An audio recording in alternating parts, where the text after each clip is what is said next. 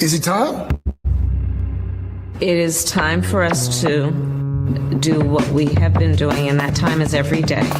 We'll see what happens. We'll know in a very short period of time, but it looks like it could be something that will be not good. Believe me, not good. I am a dissident. Don't move. Vote. I'm saying no. Why you hear Palantir, Palantir, Palantir, Palantir? It's not going to be stopped. Seriously, we need to release the Epstein list. Face off. I am not a church boy. Face off.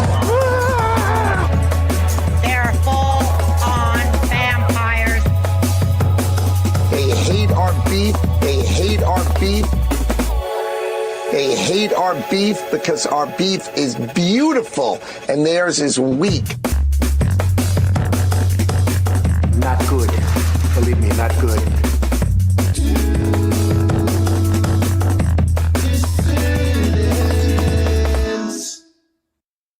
Hello, dissidents. Welcome one and all to a Thursday midday edition of the Do Dissidents podcast. Keaton Weiss here with Russell Dobler once again.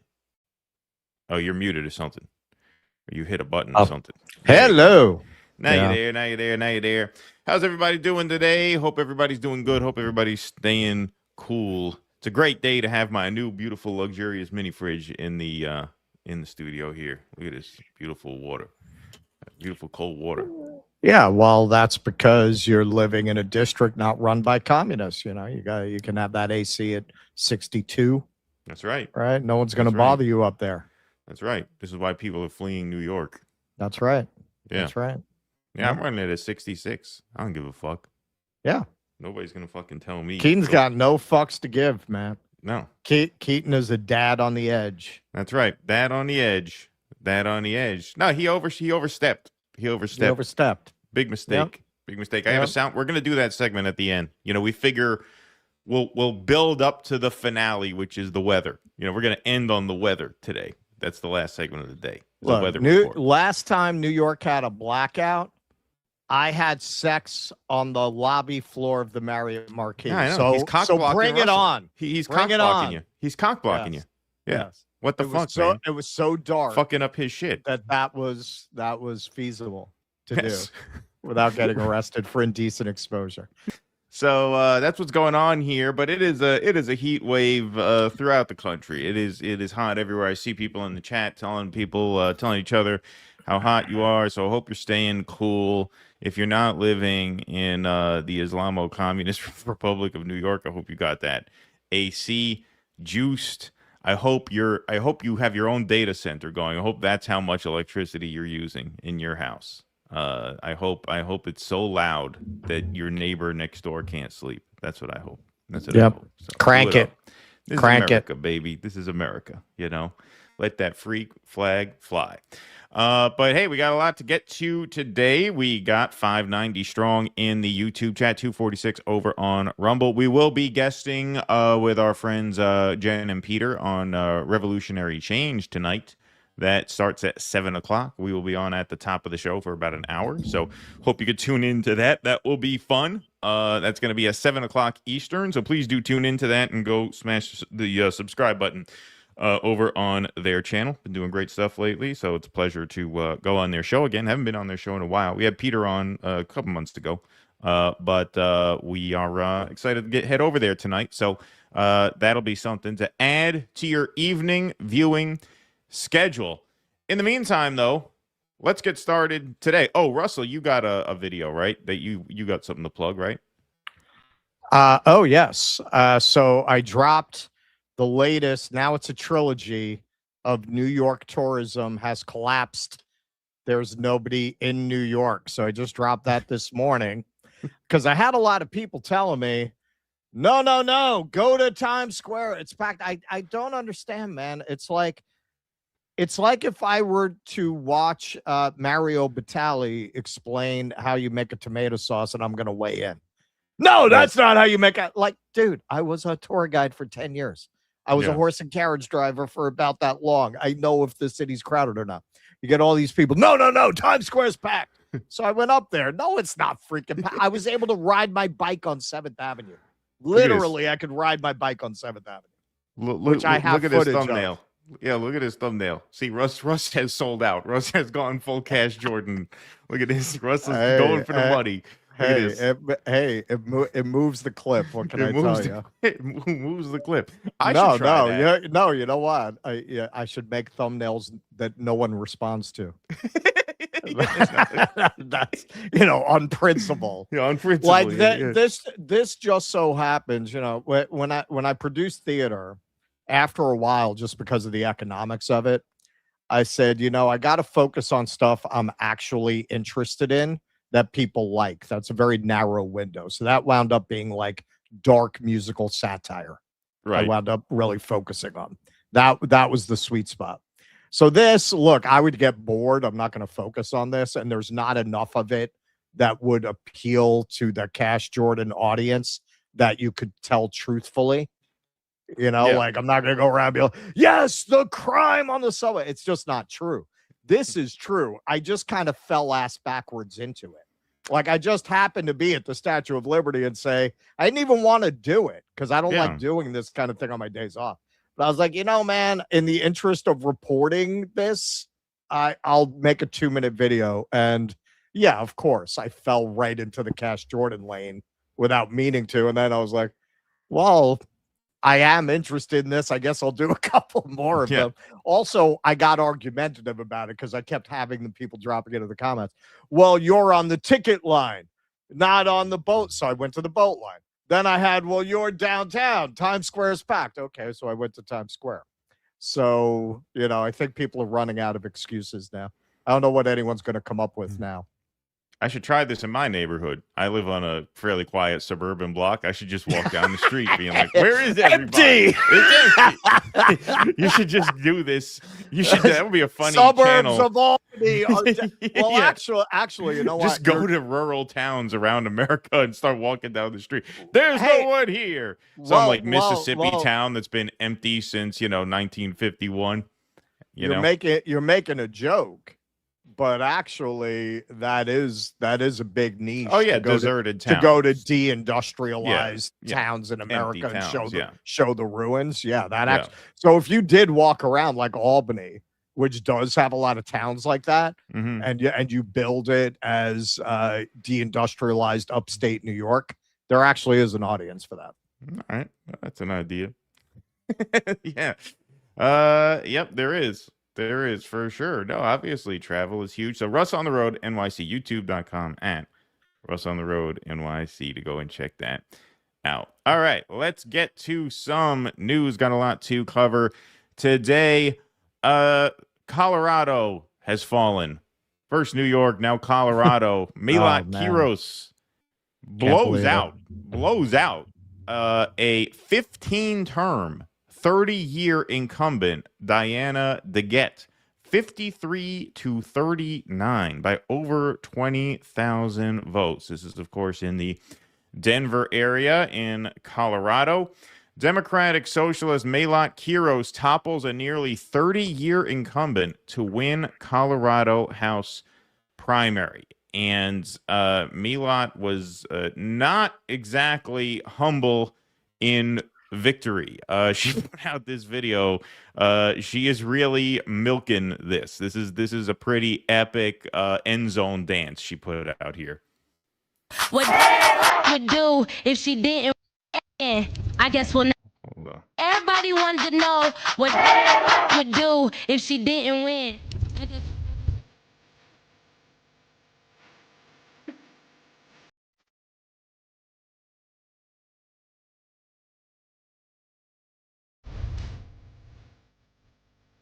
I can't believe the DCCC funded this. Guess we'll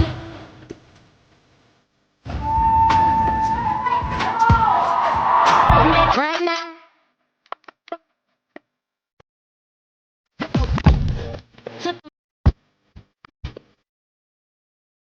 Hey.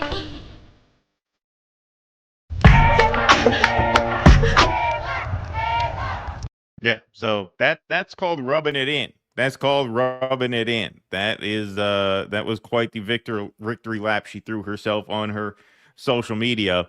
That's attitude. That's called moxie.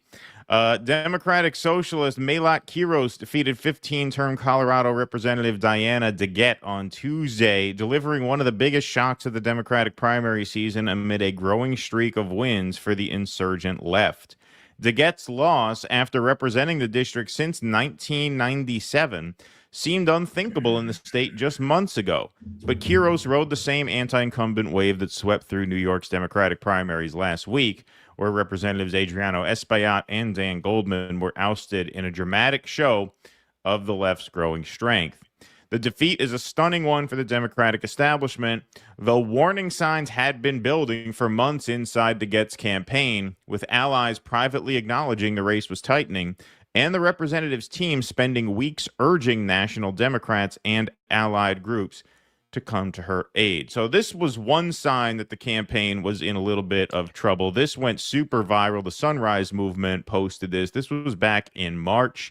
DeGette gets into a heated argument with a constituent over her vote to send weapons to Israel. So let's take a look at this exchange. Totally not going to agree with me on this because you think that Palestinians deserve to live. Thank you very much. No, ma'am, that's not it. What a loser. Yes, I did record it. Okay. She think that's good for her? Yeah. I am a delegate in Denver. I'm in 5 points. Well, here is the conversation.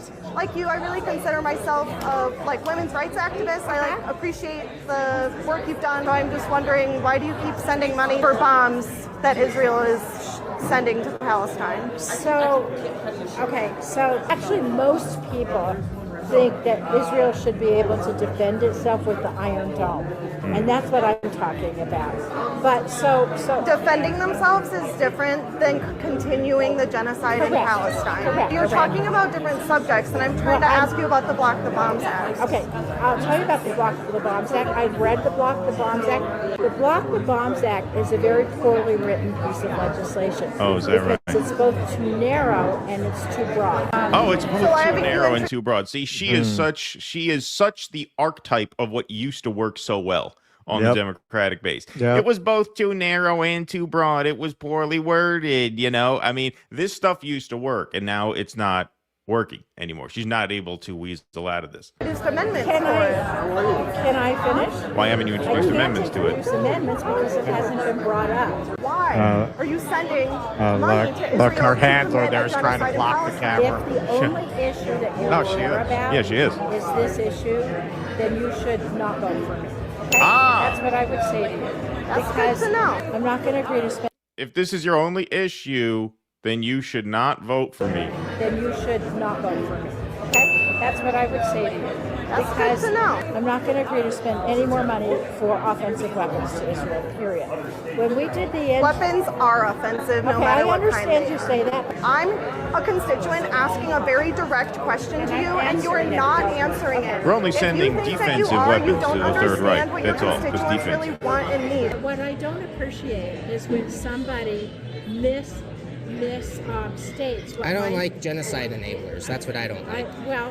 I think that's a little bit worse than anything that you could perceive as rude for your constituents confronting you over not representing our values. Sir, I don't appreciate when people mischaracterize. I'm happy to explain my position. So is your character that you do not care about Palestinian children dying? No, I do care about Palestinian children. So then why do you keep approving more arms to go to Israel? We wouldn't be fighting Iran right now if we had done an arms embargo a year ago, 2 years ago.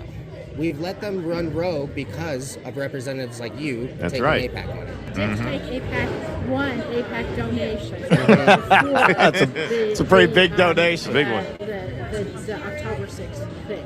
And then I refused any more PAC money. I have not taken any So you PAC still money. vote to approve funds for Israel, and they're not even paying you? That's kind of crazy. Is it hard to keep track of who gives you money after 30 years in office? Do you think that maybe we should have people that have more stake in the future than you do, representing us and making decisions for our future?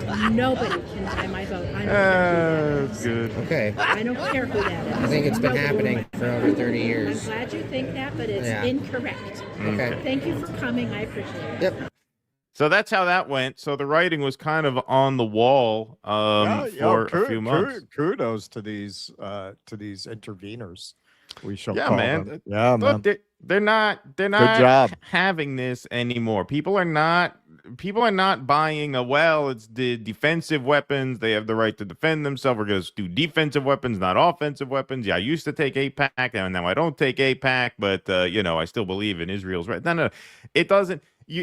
Things have gone too far. Things have gone too far. It's like saying I'm only going to send Nazi Germany defensive weapons, not offensive weapons. Of course, defensive weapons enable you to use offensive weapons, of course. Now, obviously, they cut this graphic in to the video itself, but there it is, 457,637 shekels from the pro-Israel lobby groups and their donors. Now, when Kiros won, on the other hand, she tells a story about the impetus for her candidacy was getting fired from her law firm after refusing to remove a letter defending pro-Palestinian student protesters. So if she hadn't been fired from her job, this wouldn't have happened. I bet the law firm regrets firing her at this point, but that's how things work sometimes.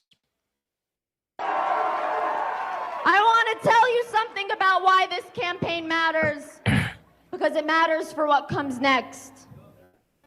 When I wrote a letter defending students' rights to protest the genocide in Gaza, my law firm told me, take it down or you're fired. I didn't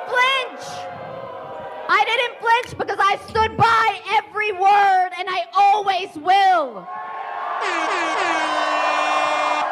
But I know that will not be the only moment where those in power will tell me to change my tune, to not rock the boat. That seems to happen a lot in Congress. But here in Denver, we stand by our values and we stand with our community. So that's some of her victory speech on election night. She then went on Chris Hayes' show and was asked, hey, Diana DeGette, someone who I think most people never heard of. I never heard of this person. I mean, this was just one of those really entrenched incumbents that never grabs a lot of headlines, so she's not on a lot of people's radar. And so Chris Hayes asks her, hey, why did you single her out as being particularly worthy of primarying? What is it about her record that made you feel you needed to do this? And here's her answer. You talked about the money that had flowed into the incumbent, Diana DeGette. One thing that I noted, and I've covered her for a long time. She's been in Congress. She voted against the Iraq War. She was a member of the Progressive Caucus. She's not really a conservative Democrat. She's been a pretty progressive Democrat. Look at her voting record. What was it about her record that I think some people, and I think she herself probably looked at and said, hey, I'm a pretty progressive member of Congress, that you found so intolerable you wanted to unseat her? It's not the Congresswoman herself. It's the campaign finance system that has incentivized members of Congress like Diana DeGette to take millions of dollars from big pharma, big energy and oil, defense contractors. At the end of the day, the reason why we are not seeing legislation like Medicare for all and universal child care and an arms embargo on Israel pass, despite a super majority of supports from the voters of this party, is because when corporations and special interests donate to campaigns, it's it's not that they're going to get an immediate return with legislation that is favored for them. Sometimes the return that they get is stalling on legislation that would actually make a meaningful difference for families. And so at the end of the day, the only way we can trust that the Congress members are actually fighting for that kind of legislation is to not be taking money from the very corporations and special interests that do not want to see that kind of legislation from passing. In fact, the National Nurses United Policy Director said as much about the Congresswoman's co-sponsorship of Medicare for All, while also taking money from the very health insurance companies that would be legislated out of existence. We can't trust that that kind of donations coming in for Congress members isn't going to result in some kind of return. And sometimes that return is that we're not actually going to get anything done. Yeah, see, that is called message discipline. That is how you win. And that cuts across pretty much all ideological lines at the rank and file level. I mean, ask your rank and file MAGA person what they disagree with about what she just said. Go audio only for the MAGA rank and file because, you know, they'll find something if they see what she looks like, would be my guess. But that's about where their disagreements with her would begin and end. I think you're muted. That is a winning message. That is called message discipline right there. That is how you do it, and that's how they're winning now. That's how they're winning now, because some of the more polarizing and unpopular planks of the DSA platform are not being highlighted. These kinds of messages are. And it wasn't just Melat Kiros who upset the apple cart on Tuesday in Colorado. Anti-Trump senator defeated by far-left rival, says Fox News, after heated gubernatorial primary. Michael Bennet, incumbent senator, lost his bid for governor. Now, he lost his bid for governor to a guy named Phil Weiser, who sucks, right? I mean, Fox News is going to call him far-left, but this is not any kind of victory worth touting. But it is a signal of discontent with the establishment wing of the Democratic Party because Bennett had all of the institutional support. So Colorado Attorney General Phil Weiser defeated Senator Michael Bennet in Colorado's Democratic primary for governor Tuesday, blocking Bennett's attempted move from the Senate to the governor's residence and putting Weiser in position as the favorite to replace term-limited Democratic Governor Jared Polis. Weiser's win over Bennett, a three-term senator and former 2020 presidential candidate, marked a major upset in one of the most closely watched Democratic primaries of the year. The winner of the nomination is favored in November in a state where Democrats have dominated recent statewide elections. Bennett entered the primary with support from much of Colorado's Democratic establishment, with his campaign listing endorsements from more than 200 Colorado leaders, including Senator John Hickenlooper, Representatives Joe Neguse, Jason Crow, and Brittany Pedersen, along with state legislative leaders and labor groups. So not a great win for justice, but a pretty astounding defeat for the establishment's preferred candidate. This kind of says it all.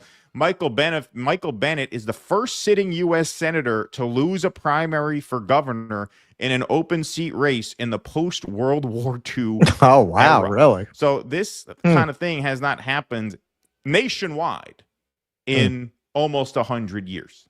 That's how big an upset that was. Again, I'm unfortunately, surprised. the guy who won kind of sucks too, but this is still evidence of the weakening grip that the party bosses have over the voters. And Michael Bennet, of course, if I had to guess, didn't follow that race very closely, probably sucks a little more than the guy who won $357,000 APAC dollars.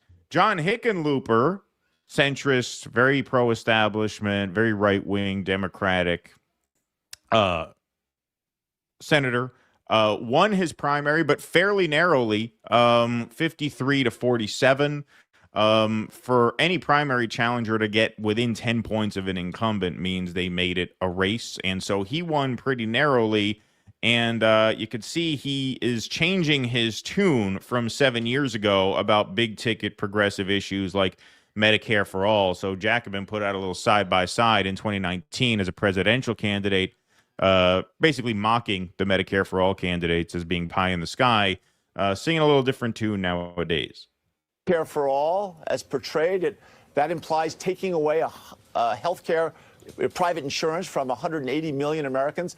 I mean, those are big, I would argue, pie-in-the-sky type programs, and I think we've got to be very clear that socialism is not the answer. Looking at healthcare, and we don't have any transparency in healthcare. No wonder there's double-digit inflation every year. We get transparency into healthcare. The next thing you know, you arrest that inflation, you get universal coverage, and then you can really look at, making sure that we control costs and get to, who knows, maybe Medicare for all or Medicare for all someday.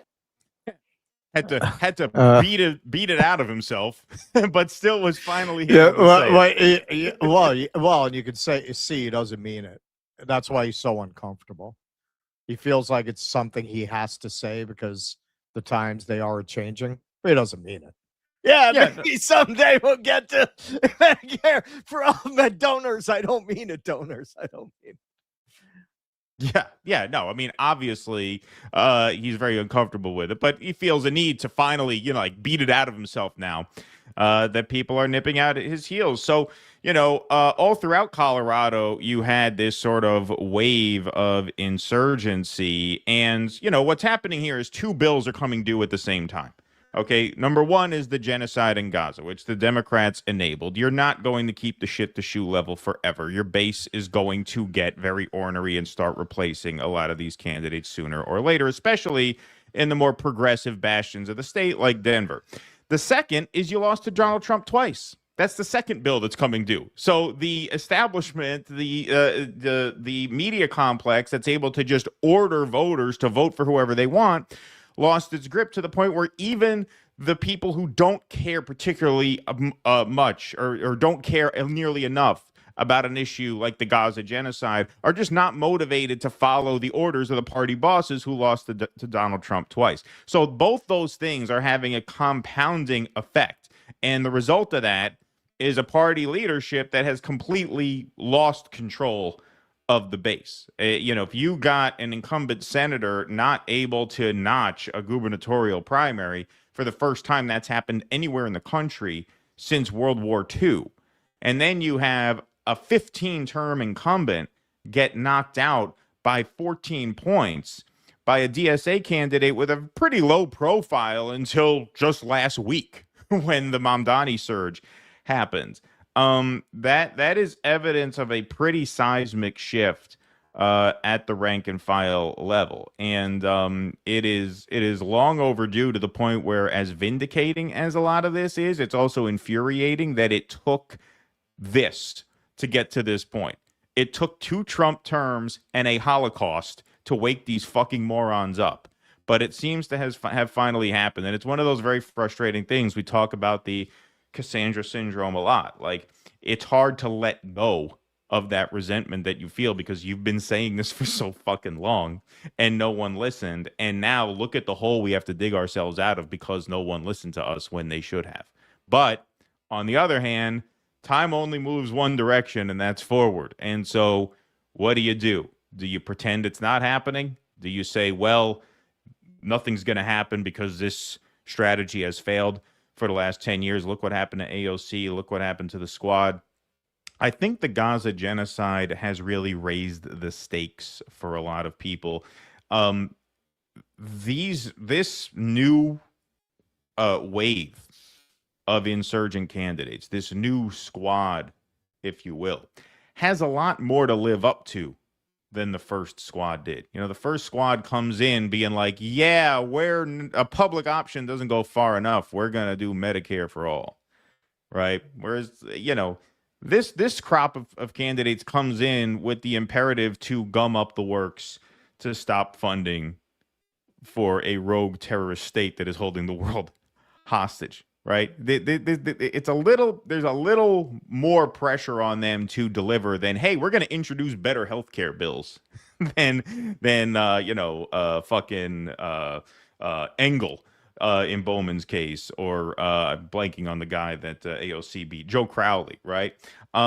It's a higher stakes moment. And so all you can do is see what happens. But I think to pretend that there's not a significant shift happening now at the rank and file level is to bury your head in the sand. And I understand how people are very, very bitter about the last 10 years. I'm with you. I'm with you. And like I just said, it is a struggle to kind of let that resentment go. But you have to remember, you don't have a time machine. You know, you can only start from where you are and move forward. And you know, I think to ignore what's happening here is to potentially squander one of the rare opportunities that this time has presented us with. Yeah, the second Trump term broke the libs. I would be interested to see what turnout was like in the Colorado election, because the turnout was actually very low in New York, which reaffirms my theory. I don't think you won the libs over. You demoralized them to the point that they would prefer not to come out and vote for the establishment candidate. Right. It doesn't mean they're going to come out and vote for the insurgents. They still hate them. That's what you see in those numbers. They're not coming out for them. But they finally, even if they won't admit it, realize they were wrong. And more than that, they realized they were misled by the people they trusted, and going to the Cassandra syndrome. We've been telling these idiots that for 10 years. We've been telling these morons for 10 years that the party establishment, the media establishment that aligns with that party establishment, they don't give a shit about you. They don't even really care about holding power. They care about maintaining their careers in the political corporate space. They just go back and forth between consultancy groups and Silicon Valley gigs, then back into politics. That's all they ever really cared about. They conditioned the libs to think politics is all about stopping Donald Trump. That put the establishment in a very precarious position with that base, because now Trump's back a second time. Remember, their base are people who tend to be materially comfortable, who can afford to focus all their politics on hating Donald Trump. You set the terms of the conversation, you're going to protect them from Donald Trump, right? You're going to get Mueller after him. Oh, that doesn't work. You're going to get E. Jean Carroll. He's going to get sued. He actually loses that lawsuit. They bring her on, Rachel Maddow. They have cake or drinks or something. I can't remember exactly what it was. There was a whole thing on the clip. It might have been drinks. They all had drinks, celebratory. Okay, so you led all of these placid Pod Save America libs into the very erroneous belief that you had their back, that this party that rigged the primaries for Hillary Clinton before anybody voted, that Donald Trump never would have been the president if they had had a real primary in 2016. Of course. I absolutely am convinced that I don't know who it would have been. It would not have been Bernie. Bernie would have gotten the usual outsider 5-6%. The only reason he did what he did, it almost certainly would have been Biden. Yes, he was the vice president. A Biden without a melting brain. Without a melting brain, and Obama was very popular as an outgoing president. So that favors the VP overwhelmingly. Oh, absolutely. Yeah, absolutely. He probably would have been the president. You would have had 8 years of Biden. I'm not saying that would have been the greatest presidency in history, but in regards to what the libs care about, there never would have been a Trump if it wasn't for this party you invested your faith in, and the people like Maddow, and the people who, like, until recently, when it stopped working for her, Joy Reid, who propped it up and ruled all these kinds of people out of bounds. They're moochers they're still, Jamie Harrison is still singing that song. They're mooching off the apparatus of the party. But Joy Reid, that was always a main theme for her until they stabbed her in the back. You broke the libs, finally. Now, where do they go politically? I don't know. Again, I think the fact that you had such low turnout in such a visible primary, unusually visible, that's what I get from that. The libs stayed home, but a very motivated activist base came out.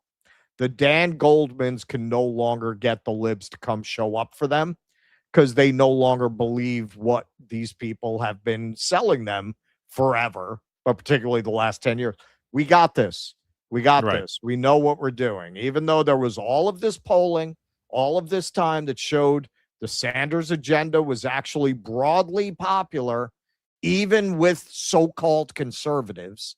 Remember, when they do these polls and they say someone's a conservative or a liberal, that's a self-definition. They're not giving them a test to see if ideologically they really are that. So a lot of people who consider themselves conservative actually are for a lot of government intervention in the marketplace. When they say conservative, it's that they don't want their kids going to a drag show. Right.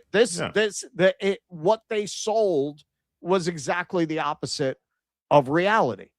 That the country is actually economically conservative and socially liberal. No, it's quite the opposite.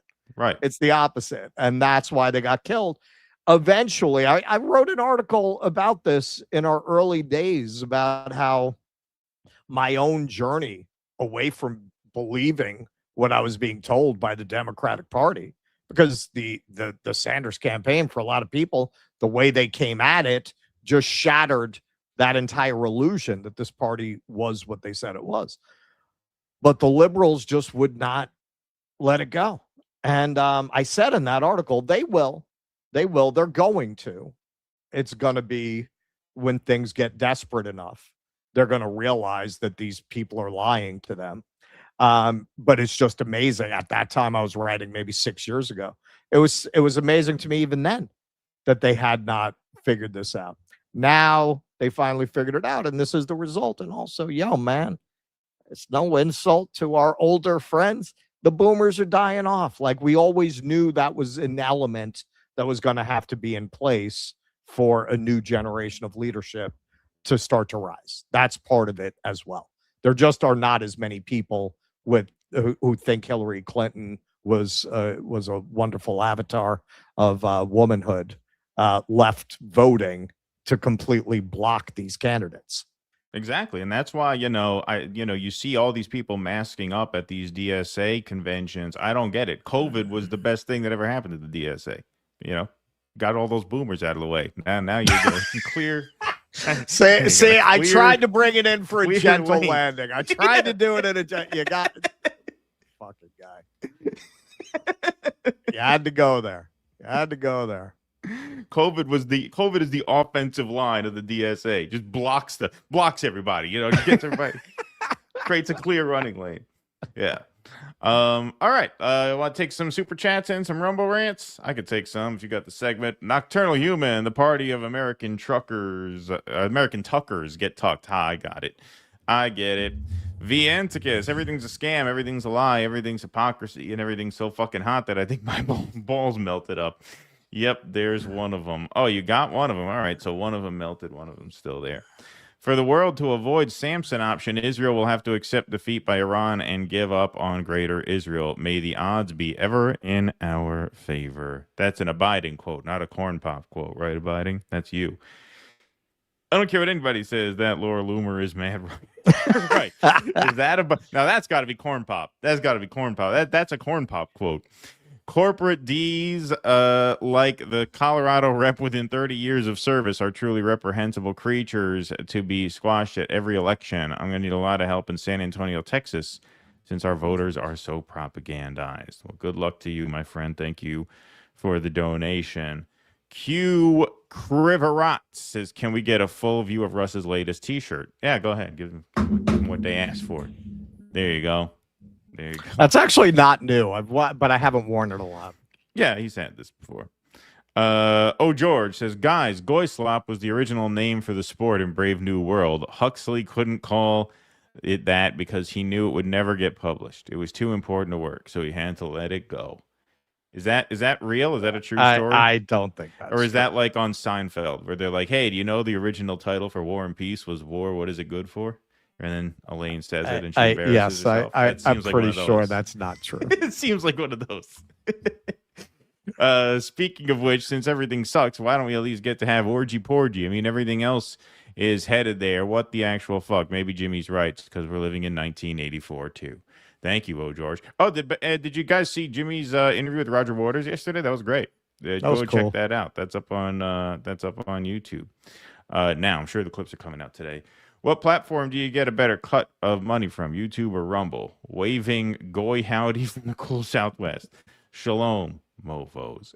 It's about equal in terms of like the platform fees, I think. Unless you Rumble rant us with Rumble Wallet, then we get everything. So that's the best way to do it. Ugly old broad says stuff. But other than that, it's your choice. Your choice. Thank you for the support. Nothing says winning like banging your new daughter-in-law and your new jet. Thank you, Gina and Heidi. Wef Dog says X is a cesspool of deranged lunatics. People are losing their minds over a post from Zohran saying it's hot in New York City. Oh, I got that. Power Grid is working hard and suggesting to set your AC to 78, dim, turn off lights when not using them. LOL. Yeah, I had a post go like viral, because Dave Portnoy said that he was, thinking of running for mayor, and it was just a New York Post article. So I just quote tweeted it, and I just said like, it was very simple. It was just a joke. Like I basically only use X to tell jokes now. I very rarely post anything on there that's not meant to just get a little laugh out of people. So I just posted. I said, this guy who wants to run for mayor, this guy watches football and eats cheese pizza for a living. And I think cheese pizza is what got it. Cheese pizza is what makes that joke. Because that's like particularly like a kid likes cheese pizza, because he called Mamdani a clown. And yes, that's got like 4 million views almost now. And, it did very well. Like it way more likes than comments. So it didn't get ratioed or anything. But yeah, man, like the number of people who feel a need to come out and simp for Dave Portnoy, like, yo, you're a fucking grown ass man and you are rushing to the defense of Dave Portnoy. That is some kind of loser shit right there. That's big peasant shit. That is peasant shit. It was the range of so it was like half of the comments, and you're right, it is a total cesspool in every direction. So half of the comments were, he built $1 billion empire, like he's not just watching football. He built a business. Mamdani never built it. That was 50%. 25% was fuck Dave Portnoy, that fucking Jew. And then the next 25% was fuck Keaton Weiss, that fucking Jew. So it was either. Oh, watch out, man. Army Hammer's going to come to your house. Yeah, exactly. So it was either, Dave Portnoy's a genius, Dave Portnoy's a dirty Jew, or I'm a dirty Jew. That was the range of responses. So there's a channel I watch. All right. So Gary's Economics is the bigger one. I started watching one that, he openly says he was inspired by Gary's Economics. It's Barry's Economics, which I got to say, that guy's got a smaller channel, but it's newer. I think he's got the better channel, actually, because he's doing some deep dives into the psychology of the peasant mind. Like Gary's Economics really doesn't do that. He was a trader. Right. He's really doing things from the point of view of economics. This guy is doing more of a class analysis, but a very good one. And he did a Downton Abbey episode explaining like what the appeal of that show is and its class ramifications. Like why would people whose grandparents were probably abused by people like the characters on that show, like that show? Like why would they admire these people? And apparently there was a study that I would rename it the peasant mind study, where they found that it's very stressful. Like we know this, there have been a lot of studies about this. It's very stressful to be poor, partly because it's stressful to have no agency. It's stressful to be low on the hierarchy. You see that in monkeys. If they're low status, they're much more stressed. And then they have what we would call psychological problems, psychological illnesses where they can't shut off their stress response. And we see that in humans.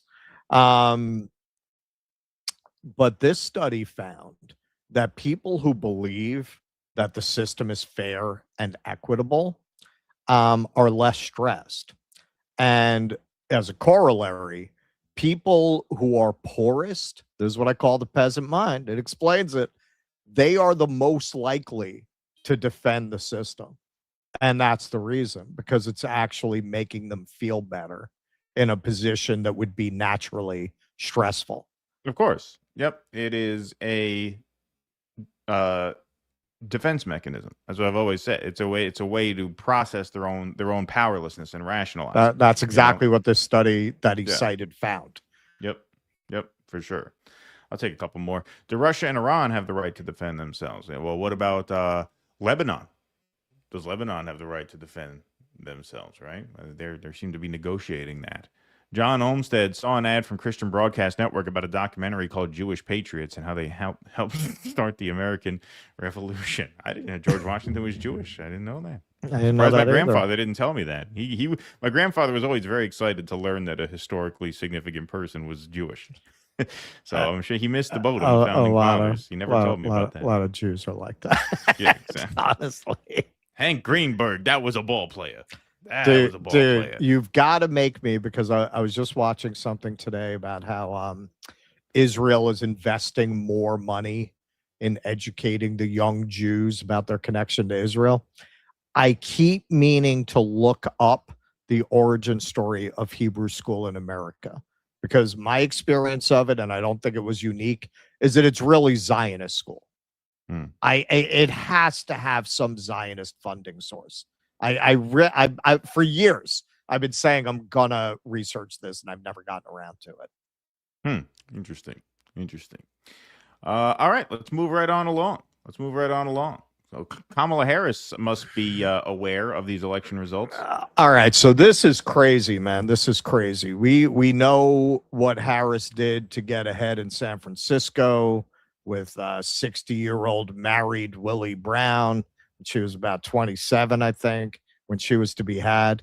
I never thought she would blow a Muslim, though. Like this is very shocking. A lot of people are very surprised that she's running around blowing a Muslim. Playing that cougar card now. He's playing the cougar card. Scoop. Harris reaches out to Mamdani, pro-Palestinian activists, in run-up to 2028. Now, even a few months ago, this is 8 months ago, she wouldn't say Mamdani's name in an interview with Rachel Maddow. Think of him and his candidacy, and what do you think of mainline Democratic shyness and agitation about the prospect that he's going to win? Look, as far as I'm concerned, he's the Democratic nominee, and he should be supported. Do you endorse his candidacy? I support the Democrat in the race. Sure. Yeah, I support the Democrat in the race. Okay. That's Kamala. And as somebody who covers news for a living, I would really appreciate it if she does run, because you for cringe, you really can't top Kamala. Kamala kind of has the corner of the market on cringe. She has the cringe vote nailed down. Now, she is reaching out to Mamdani after he endorsed this candidate, Daria Liza Avia Xavier, who, among her many FAW controversial tweets, I say FAW because they're not controversial to normal people, fuck Kamala Harris. This was a mailer that the Espiat campaign sent out. I guess enough people agreed with her that she won. Yeah, that's called reaching across the aisle right there. That's it. Although they did corner her into apologizing during her debate with Espiat. So just to be clear, she did back down from that. Kamala Harris privately called New York City Mayor Zohran Mamdani last week and has been holding lengthy closed-door meetings with other prominent progressives, including pro-Palestinian activists. It's the latest sign the former vice president is laying the groundwork for a potential White House run in 2028 and looking to strengthen or repair her relationships with left-wing Democrats. Harris called Mamdani last Thursday to talk about the party's future and plan a longer conversation, a person familiar with the call told Axios. Harris, who occasionally has texted with Mamdani in the past few months, called him 2 days after the mayor's handpicked candidates swept 3 congressional races in New York City. In April, Harris met with Alexandria Ocasio-Cortez in Chicago on the sidelines of the Power Rising Conference, a summit for Black women empowerment. Harris and her team also have been reaching out to pro-Palestinian activists during the past year, including at least one who helped lead the Uncommitted movement, which grew out of opposition to former President Biden's policy on the war in Gaza. She wrote in her 2025 book, 107 Days, that she privately pleaded with Biden to show more empathy for civilians killed in Gaza. He couldn't do it. While Biden could passionately state, "I am a Zionist," his remarks about innocent Palestinians came off as inadequate and forced. That's a quote from her book.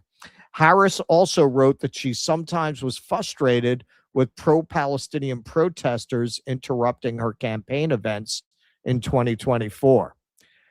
Joe, there was a little girl who wanted to be president, but wound up getting weighed down by a certain president's policy on Palestine. And Joe, I want you to know that little girl was me. The issue was not, quote, the issue was not binary, but the outcome of this election certainly was, she wrote. See, even there, even as she's trying to pretend that she was the voice of reason, trying to fight this crazy old genocide heir, which is almost certainly not true, she's still saying, the issue is not binary. I'm not saying it's a simple issue. It could be nothing more. That's like saying, look, the Nazis, they have their points. They have their points. It's not simple. Exactly. Yeah, they don't get it. They don't get how toxic this is for obvious reasons. Right. Well, yes. Well, especially as we'll get into, look who she's married to. Akbar Shahid Ahmed. I conducted 150 interviews to document the Biden administration's choices on Israel-Palestine. Name of his book is Crossing the Red Line. I never heard of substantive actions by Harris to alter Biden's policy, despite her awareness of its humanitarian toll and her advisors seeing it as misguided. Yes, and this is confirmed by all the reporting we've seen. A few months ago, there was an article, I think that was the Times, that showed that the Biden administration made no effort to stop the Israelis. There was really no meaningful effort. A lot of people went back to that AOC quote. She's working tirelessly to stop the genocide. Well, the reporting does not show that. And hey, even now, no results, right? See, this guy's going a lot easier than I would, but I appreciate him doing the work. Kamala Harris doesn't need private consultations. One, she needs to end her silence on U.S. support for Israel's genocide in Gaza. Two, she needs to apologize for her role in enabling this genocide. I mean, it would be nice if she did that. It doesn't change anything in regards to whether she is someone you'd want to support. If you look at her history as a politician, I've said this for a long time, and I do not say this about everyone I don't like. That woman is a psychopath. That woman's behavior is off-putting and weird and creepy in ways that speak of a psychopath.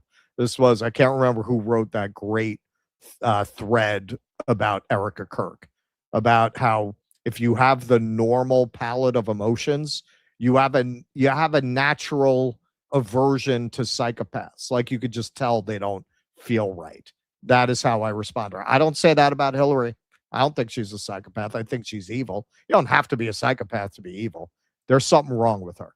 There is something wrong with her. So yeah, no, never said anything about genocide in her many statements, even now. And remember, some people say she married her AIPAC handler. Here he is, Doug Emhoff, her husband, talking during the campaign about how she is committed to Israel in her kishkas, as he says. Correct and answer the question that Jews have asked for generations. Yes, she feels it in her gut. Kamala feels it, as we say in her kishkas. Oh, that's how my mom says it.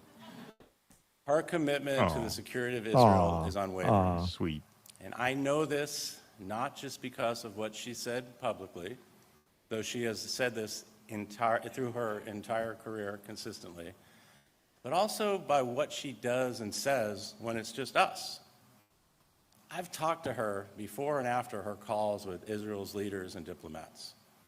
I mean, she takes seriously her pledge, and I'm going to quote Kamala here, to always ensure Israel has what it needs to defend itself from Iran and Iran-backed terrorists. Not to mention, she could really wax a pole. Speaking of when we're alone. Let's just put it this way. Willie taught her a few tricks, okay? Yeah. Okay. A lot of people ask me how Willie Brown's dick tastes. I say, just fine, my friend. Just fine. Patrick Gasper. Non-perishable. Yeah. Patrick Gasper. He broke her in for me. Patrick Gaspard, a longtime Democratic strategist, has been a validator for Harris among some on the left wing. Quote, in real time, the vice president had concerns about a lack of empathy for Palestinians in the way the Biden White House presented their policies, he told Axios. This is such bloodless technocrat speak. In real time, the vice president had concerns. This is how he's talking about a genocide. She tried then, as she continues now, to hear opinions beyond Foggy Bottom and Pennsylvania Avenue. And even that is very insidery. Most people don't know what Foggy Bottom is. You're speaking to political elites when you start using language like that. So the only reason I got interested in this is, you know how you're reading articles like this and they'll mention someone is representing the left and you're like, who the fuck is that? I've never even heard of this person. Who is this person that Axios is claiming represents the left? Patrick Gaspard. Oh, he's at Neera Tanden's outfit, the Center for American Progress, and he's an alumni of the Obama administration. Yeah. Foggy Bottom, just so everybody knows, is not just Lindsey Graham's favorite cocktail. That's not it is, but that's not all it is. It's another upscale DC neighborhood. No, Foggy Bottom, isn't that where the CIA headquarters is located? Well, that's Langley, but Foggy Bottom is another. Hang on. Foggy Bottom's a neighborhood in DC. It's another very upscale, like near Georgetown. I think that's what they mean. Yeah, but isn't there also a headquarters of one of the intelligence agencies there? Could be. Yeah, like it is an think it's upscale CIA. DC neighborhood. Yeah. All right, I'm gonna have to look it up when we're off the air. Hey, we'll just call it Lindsey Graham's favorite drink. You know, never mind. It's Lindsey Graham's favorite drink. That's all it is. But this is how, when you talk to your lib aunt, she thinks that people that are just, Clintonian goons are leftists, because they get defined that way on the kinds of news outlets that they favor. They define this person as defining the left. So this is Axios's idea of what represents the left. Harris remains at or close to the top of most early polls of potential contenders in the 2028 Democratic presidential primary, but she faces doubts from the left, center, and donors. Harris's policy record is a muddle. She ran as a progressive in the 2020 Democratic primary, including being one of the first contenders to embrace Senator Bernie Sanders' Medicare for All bill, but then distanced herself from several of those proposals in 2024. If she runs, she wouldn't clear the Democratic field for president, and many in the party doubt her ability to win a general election after 2024. Even so, in many parts of the country, especially the South, which is critical in any Democratic primary, Harris is often greeted as a rock star. Where is Harris greeted as a rock star? Who on earth greets Harris as a rock star? And, as that kind of indicates in a roundabout way, the party establishment, that is the only part of the party that would align with her, which I suspect she might realize, which is why she's trying to troll among the progressives as if that's going to work. She knows the establishment is not going to back her. It's very rare that they will go back to the well again with somebody who lost. Very, very rare. At this point, the illusion that you could make Kamala happen, I think that shattered that. To be fair, yes, she was dealing with a lot of disadvantages, but all of the reporting about how she handled her campaign, down to the billion freaking dollars they blew on things like refusing to just go to the Call Her Daddy set and forcing them to build one for over $100,000. Yeah, I don't think if she were to run, all that's going to come up when they ask people to donate to her. It's just not going to happen.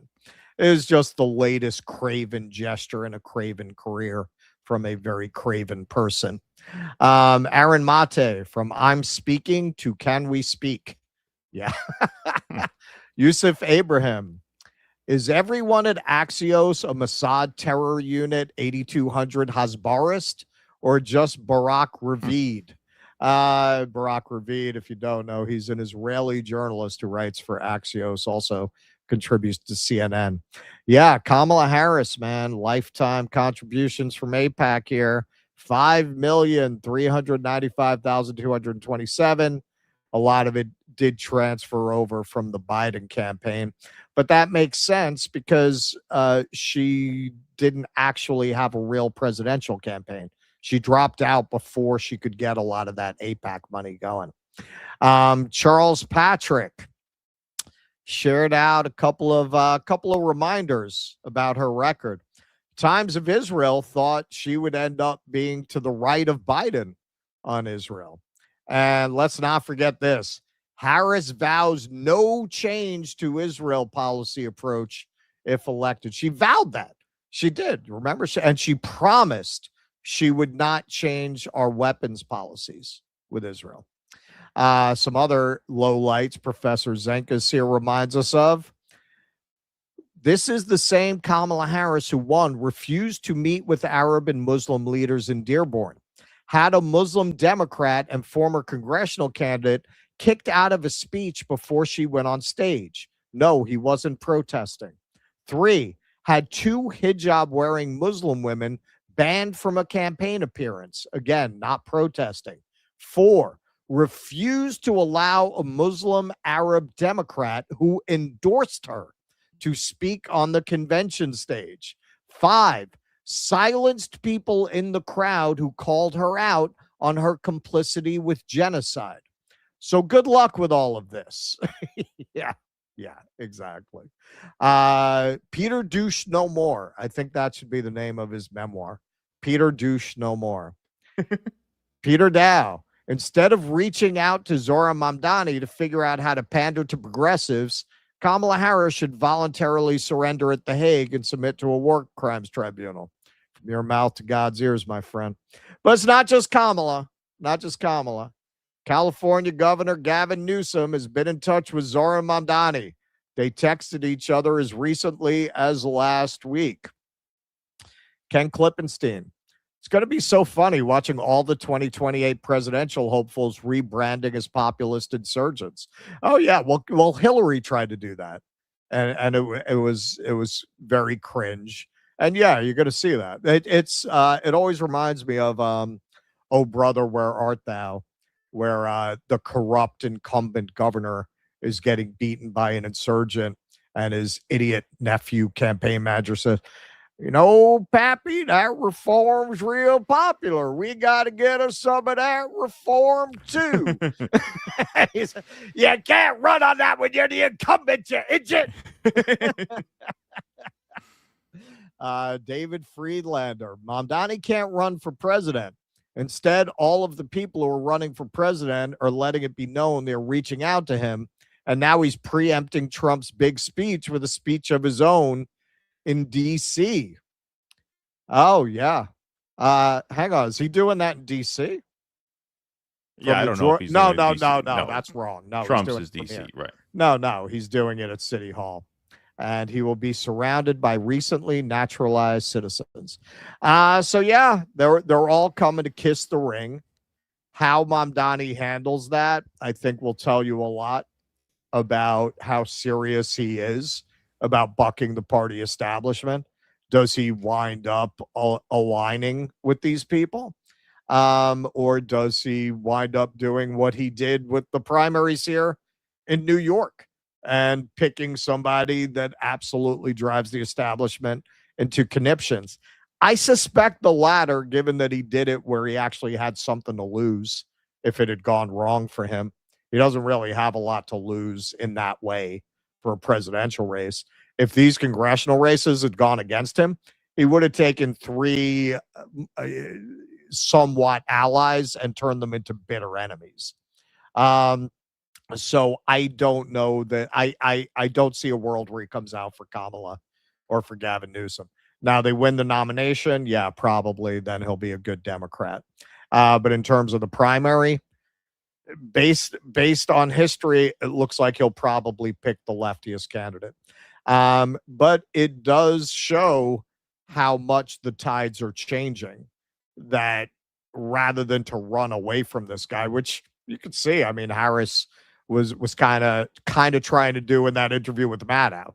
You know, she was trying to thread the needle, like, well, he's the nominee, he'll probably win, so I don't want to, be on the bad side of his voters, but I'm not going to say his name as a kind of signal to the establishment that I'm not comfortable with him. And now now these whores see he's got juice.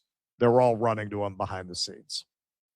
Yeah, well, because they know they're going to have to clean up their reputation with the pro-Palestine crowd, because they know that this is becoming a litmus test, as it damn well should be.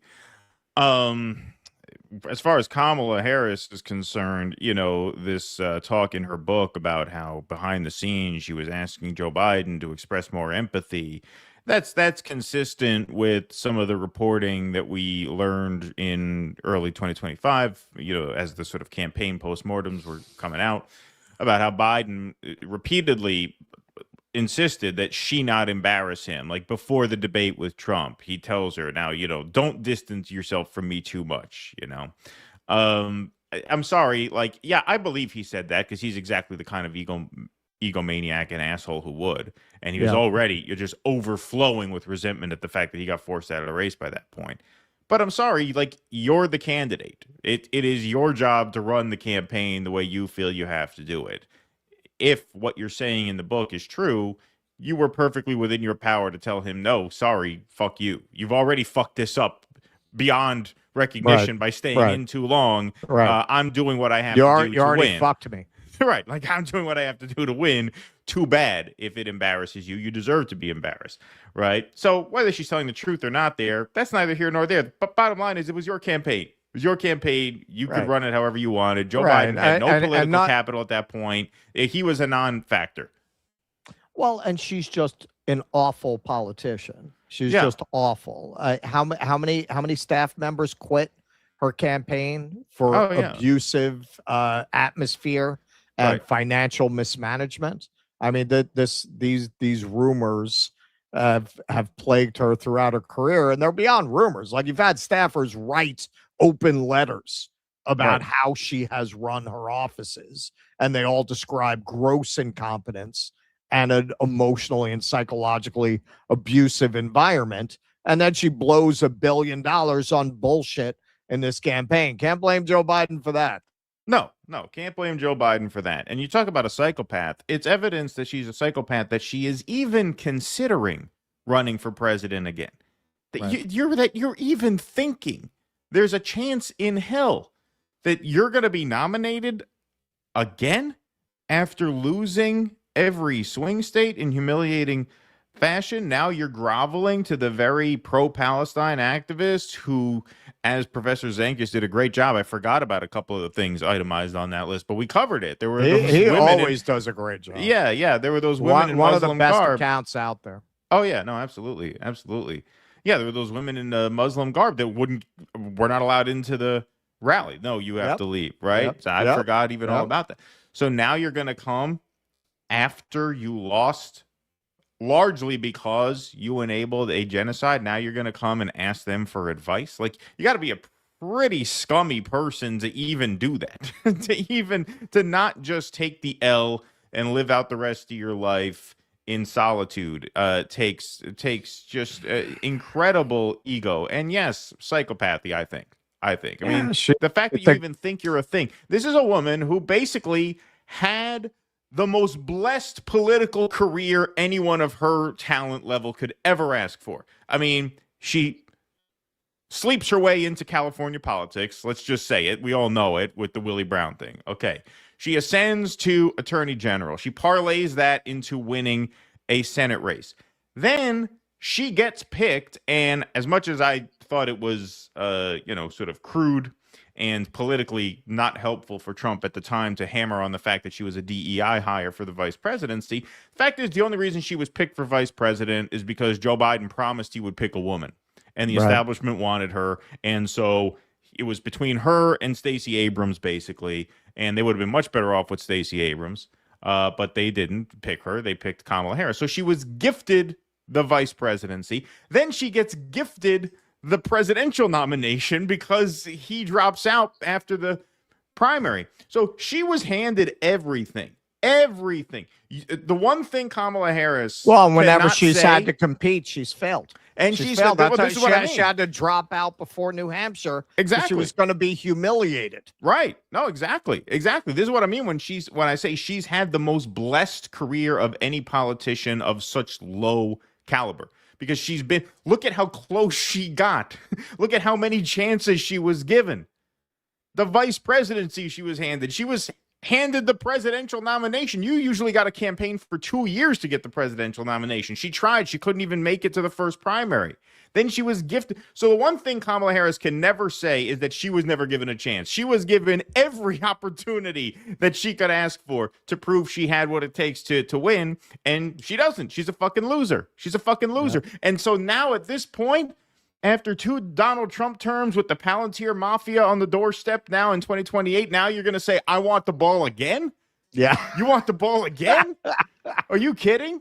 Like, yeah, you're a psycho for even considering it. And if she runs, she gets nowhere close. I promise you. I promise you she doesn't make it to Iowa for a second time.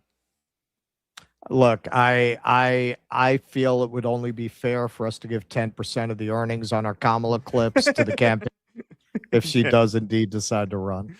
Oh, my God. Brutal. All right. You want to take some... that's our Supergirl.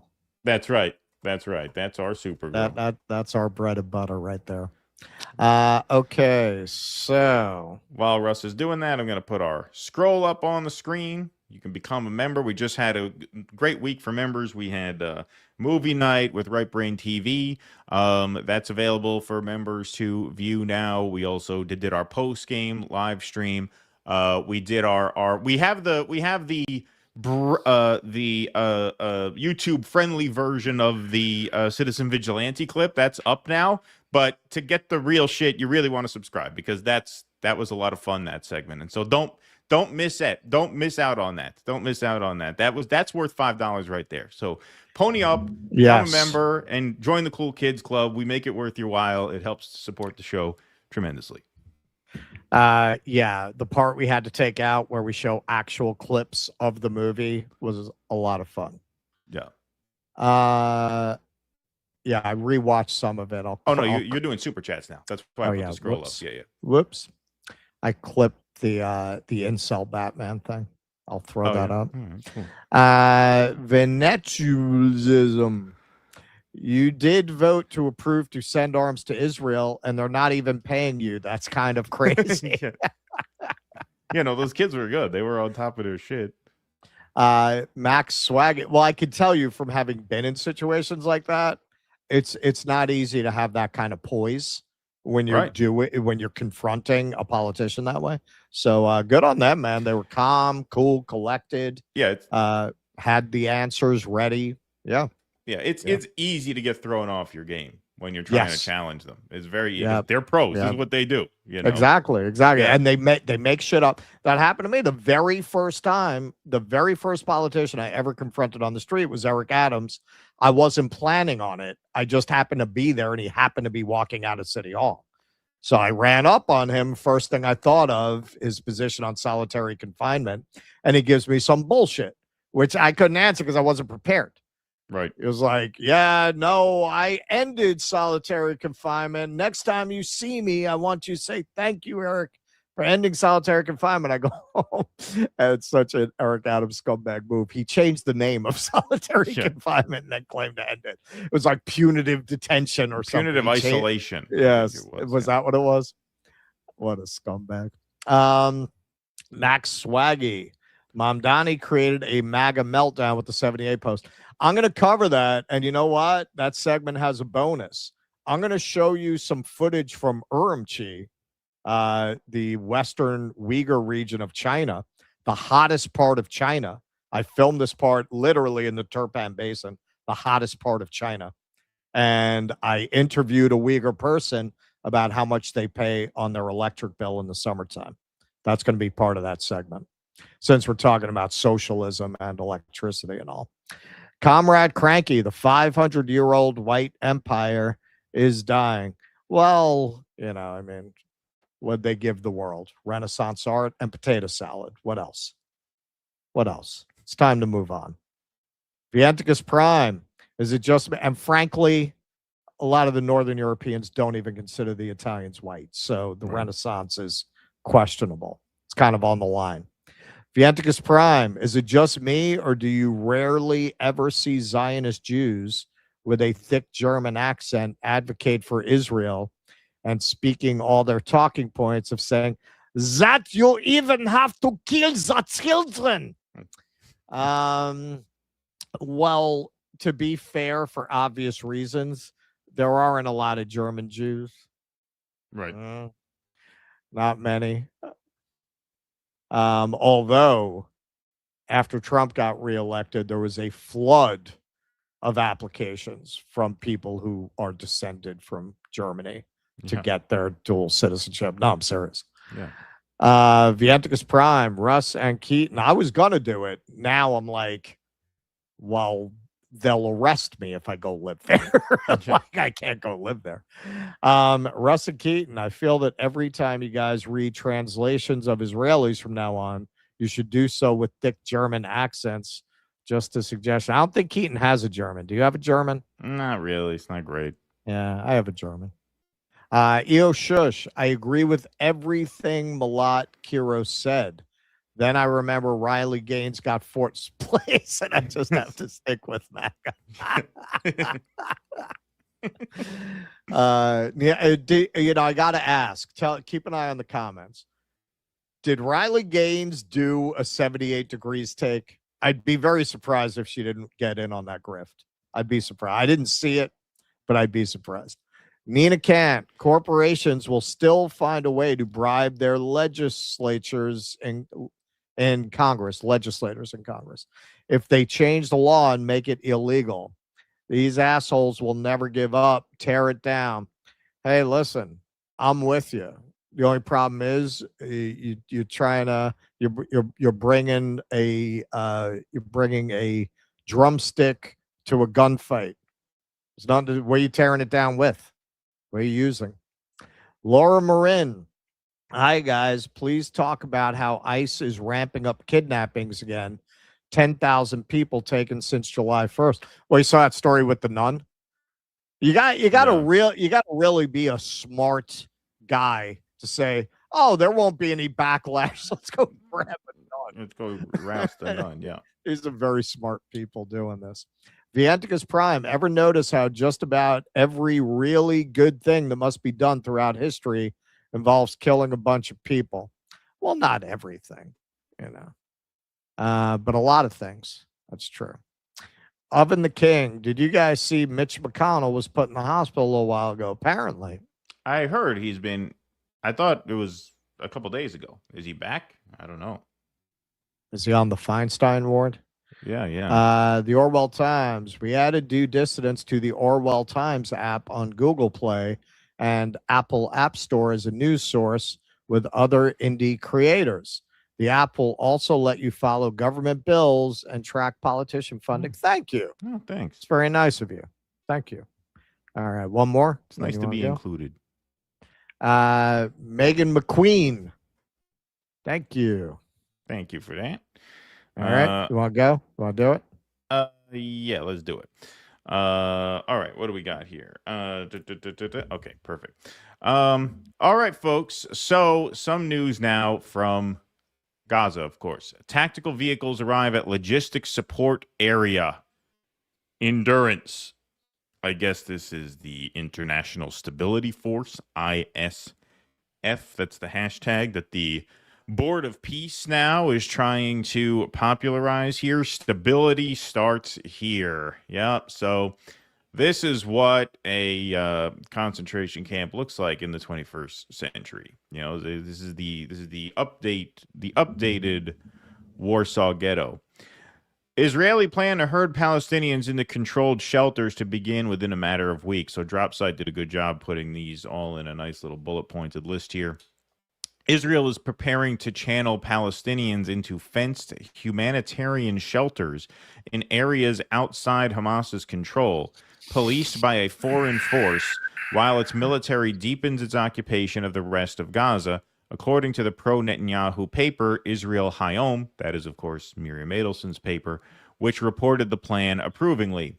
Under the plan, unarmed civilians would be directed to a first zone in Tel al-Sultan near Rafah, an area Dropsite has documented Israel systematically raising. Yeah, that was Biden's red line, was Rafah. Remember that? Remember way back? That was his red line. They couldn't touch Rafah. Now there is no Rafah. Multinational force, the ISF, operating under the Trump administration's Board of Peace, would deploy there from a newly built base equipped to police the zones, while the Israeli military, quote, continues to maintain and deepen its hold beyond the yellow line. So just so everybody understands what this yellow line is, the yellow line is the dividing line between Palestinian-controlled territory, which, of course, is for the most part nearest to the sea, and it's kind of a horseshoe shape because obviously Israel wants to control the border, so they have to do it in this horseshoe shape. But generally speaking, the areas more inland are now under Israeli control. So that's what they mean by the yellow line. The yellow line is sort of the buffer between those two areas. And here is Finance Minister Bezalel Smotrich saying the IDF currently holds almost 70% of the Gaza Strip. We must complete the occupation of the additional 30. We are prepared to establish... Oh, sorry, let me grab this here. We are prepared to establish 3 settlements in the northern perimeter immediately. The moment we receive the green light from the Prime Minister and the Minister of Defense, we are here in Sderot. Today, the Israeli military holds nearly 70% of the Gaza Strip. We must complete the conquest of the remaining 30%. Defeat Hamas, and above all, we need to establish a belt of Jewish settlements within the territory of the Strip as a protective border to Sderot and all the communities of the Gaza envelope. So, once again, just making their goals completely transparent for all to see and hear. The camp/base for the force has already been built, and the Board of Peace has begun identifying sites for logistics warehouses, with the groundwork underway now and deployment in the coming weeks. The paper described the effort as a pincer movement, the military seizing more territory as the population is siphoned into the controlled zones in the hope that Hamas is left without a population, territory, or resources.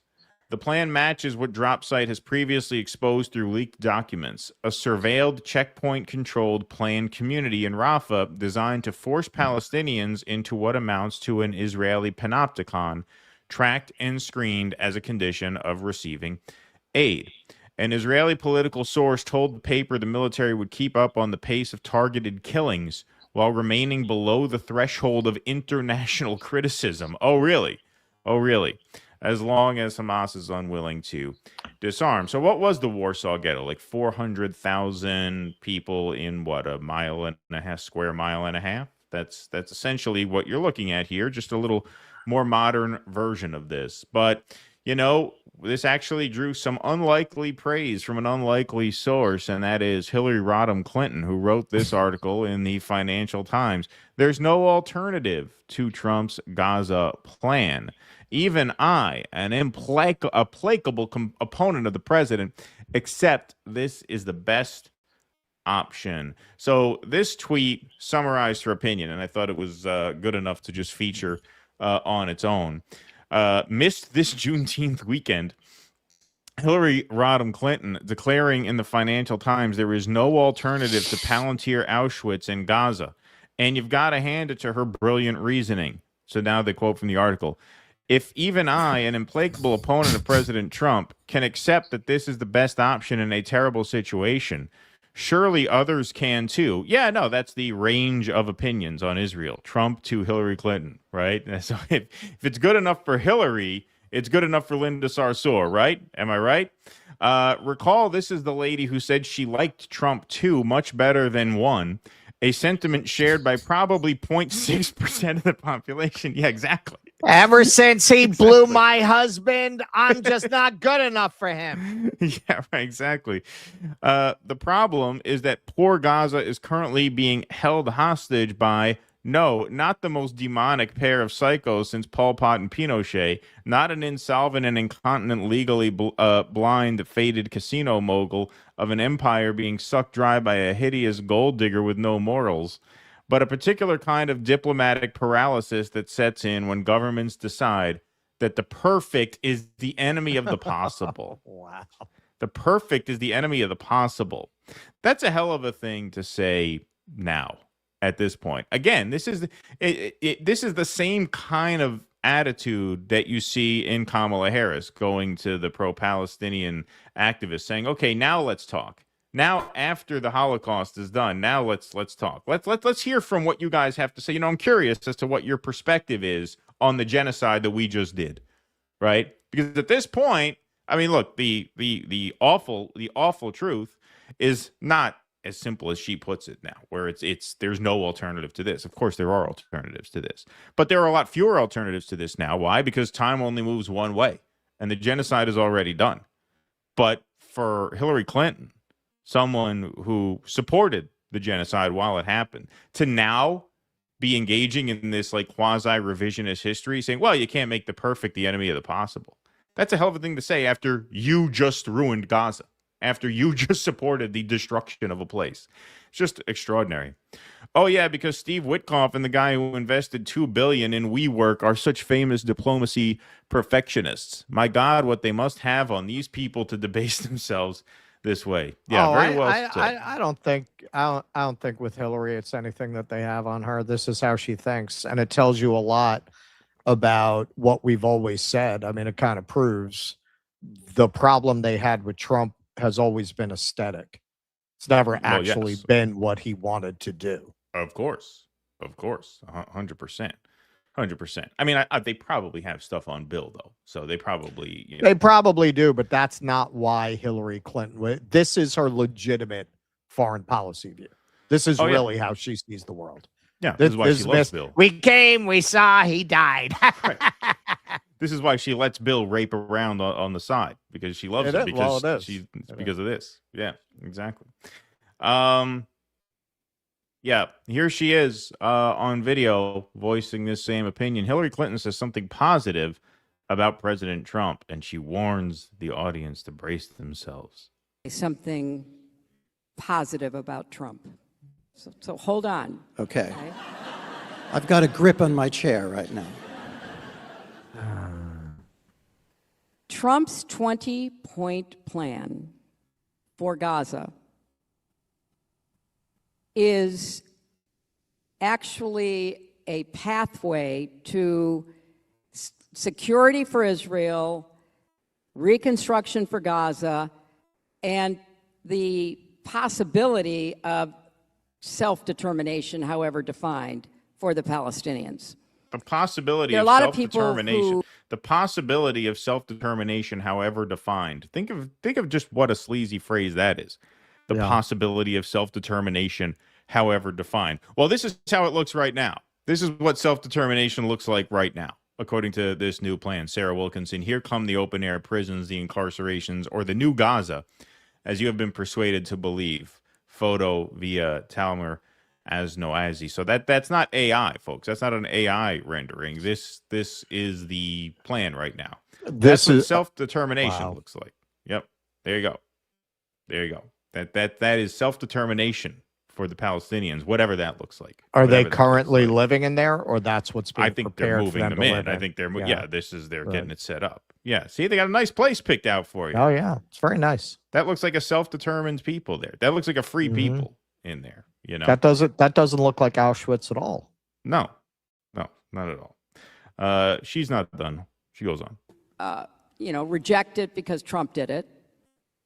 But it's the only game in town. the There's only game in nothing town. else. I really believe if we took this 20-point plan, which starts with, the disarmament of Hamas, a huge, important step yet to be accomplished, but took all of the 20 points so that it wasn't just disarm Hamas and, maybe do some reconstruction and, build some Hotels. resorts Yeah, on the coast. But if you really took the whole approach that is embodied in that 20-point plan, and I know there are people who are working to try to move forward on that, there is a glimmer of a possible path forward. Oh, there is. There is. Wow. Yeah, so she's on board. She's on board. And meanwhile, folks, the horror continues. 3-year-old shot dead in Gaza as UN report accuses Israel of targeting children. So this happened right at that yellow line that we've been talking about. And the yellow line, the division between the Palestinian-controlled territory and now the Israeli-controlled territory, that's the supposed buffer area where one side is supposedly the safe side. Baha Abu al-Ahin was walking his 3-year-old son, Rayan, back to the tarpaulin-covered shack they called home, a makeshift dwelling providing some shelter from the sun on a war-ruined farm in central Gaza. The father and son walked in what was designated as a safe area for civilians close to the, quote, yellow line, a boundary marked with yellow blocks and flags that divides Palestinian-controlled parts of the Gaza Strip from areas under Israeli military control. But Al-Ahin, 38, said that as they were confronted by Israeli soldiers, he froze. At that moment, I did not know whether to move forward or backward, he said. As Rayan began screaming, Al-Ahin, whose family has long farmed in the area, picked up his son and began walking again. That's when the soldiers fired what the Israeli military later described as warning shots. The third shot struck Rayan in the head. Al-Ahin told NBC News from Al-Aqsa Hospital on June 15th, a day after the incident. After that, they shot at me as well. Al-Ahin tried to call for an ambulance, but he said the soldiers took his phone and dragged him beyond the yellow line, still carrying Rayan, who was bleeding from his chest. I told them, the child is dying. You killed him in cold blood. What has this child done wrong? No medical assistance whatsoever, quote unquote, was provided to his dying son, he said. And it was hours in detention before the gunshot wound to his own leg was treated. Rayan's death is the latest in a series of child killings feeding scrutiny, says NBC News, over Israel's treatment of Palestinian children. A United Nations report this month alleged that Israel has deliberately targeted children, resulting in genocide, crimes against humanity, and war crimes in the occupied West Bank and the Gaza Strip, where shifting military boundaries have blurred the line between combat zones and protected civilian space. So, the violence, of course, has not stopped. So when Hillary Clinton says, well, at this point, you can't really make the perfect the enemy of the possible, why is putting a stop to this an enemy of the possible? Like, this is still happening. When we say the genocide is already over, it's not. It's ongoing. It's ongoing, which just makes, her take on this particularly repugnant. But of course, the whole thing is completely repugnant. And so, you see here in America a tide really turning against Israel. We see a lot of anti-Israel candidates winning, and these are all very positive signs. But of course, the tragedy is that none of this actually frees any of these people, right? Because political progress simply inevitably moves too slow, and it's an absolute horror. And the real tragedy of what Hillary says is that your options are very, very limited, precisely because it's too late. It's too late. And it just, like going back to I guess if there's a little theme of the show, you're seeing people wake up to this, which on the one hand is not only great to see, it's necessary to see, but on the other hand, it is just simply too late to do anything about what has been done to these people and to stop this. It's obscene beyond words. And the only thing resembling a silver lining here is that I think most people understand that now, and that will make itself felt throughout our politics moving forward. But when you look at someone like Kamala Harris now coming, hat in hand, hey, what have you got for me? What have the people telling me? What are the people who are so outraged about this, who protested my rallies? What advice do you have for me now? Because I'd like to be president again. Like, go to hell. Seriously, just go to fucking hell. Yes. I can understand people's frustration at the slowness that things are moving at, and I share that frustration. I think you always have to keep in front of you what your political activism is about, and if it's not, if you're not like somebody with Asperger's into baseball statistics, it's about people. And I wish that we had a revolutionary condition where you could overthrow these people quickly. Historically, that doesn't happen quickly, right? That takes quite a while before you can dislodge these people, maybe decades of armed conflict. We're not in a position to do that. It is encouraging that you have a new generation of leaders rising that are really defined by this issue. Daria Liza here in my district was one of the student protesters. They set the cops on at Columbia. This one who just won in Colorado, what's her name? Melat Kiros, yeah. Melat, she was fired from her law firm for being pro-Palestine. So this generation of leaders is really defined by this issue. And unlike in AOC, I think given that, you can be fairly confident they're not going to change on that issue. I can't speak to what other tricks and enticements and carrots and sticks the establishment is going to use on them to get their mind right on Medicare for all and such. We'll see. We'll see how it evolves.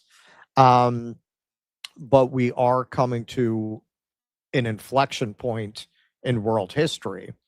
I was looking at an article. I didn't have time to cover this. Maybe we'll get to it at some point. There was a whole article about the security professionals who are being hired by the rich now, who anticipate the people are going to come for them.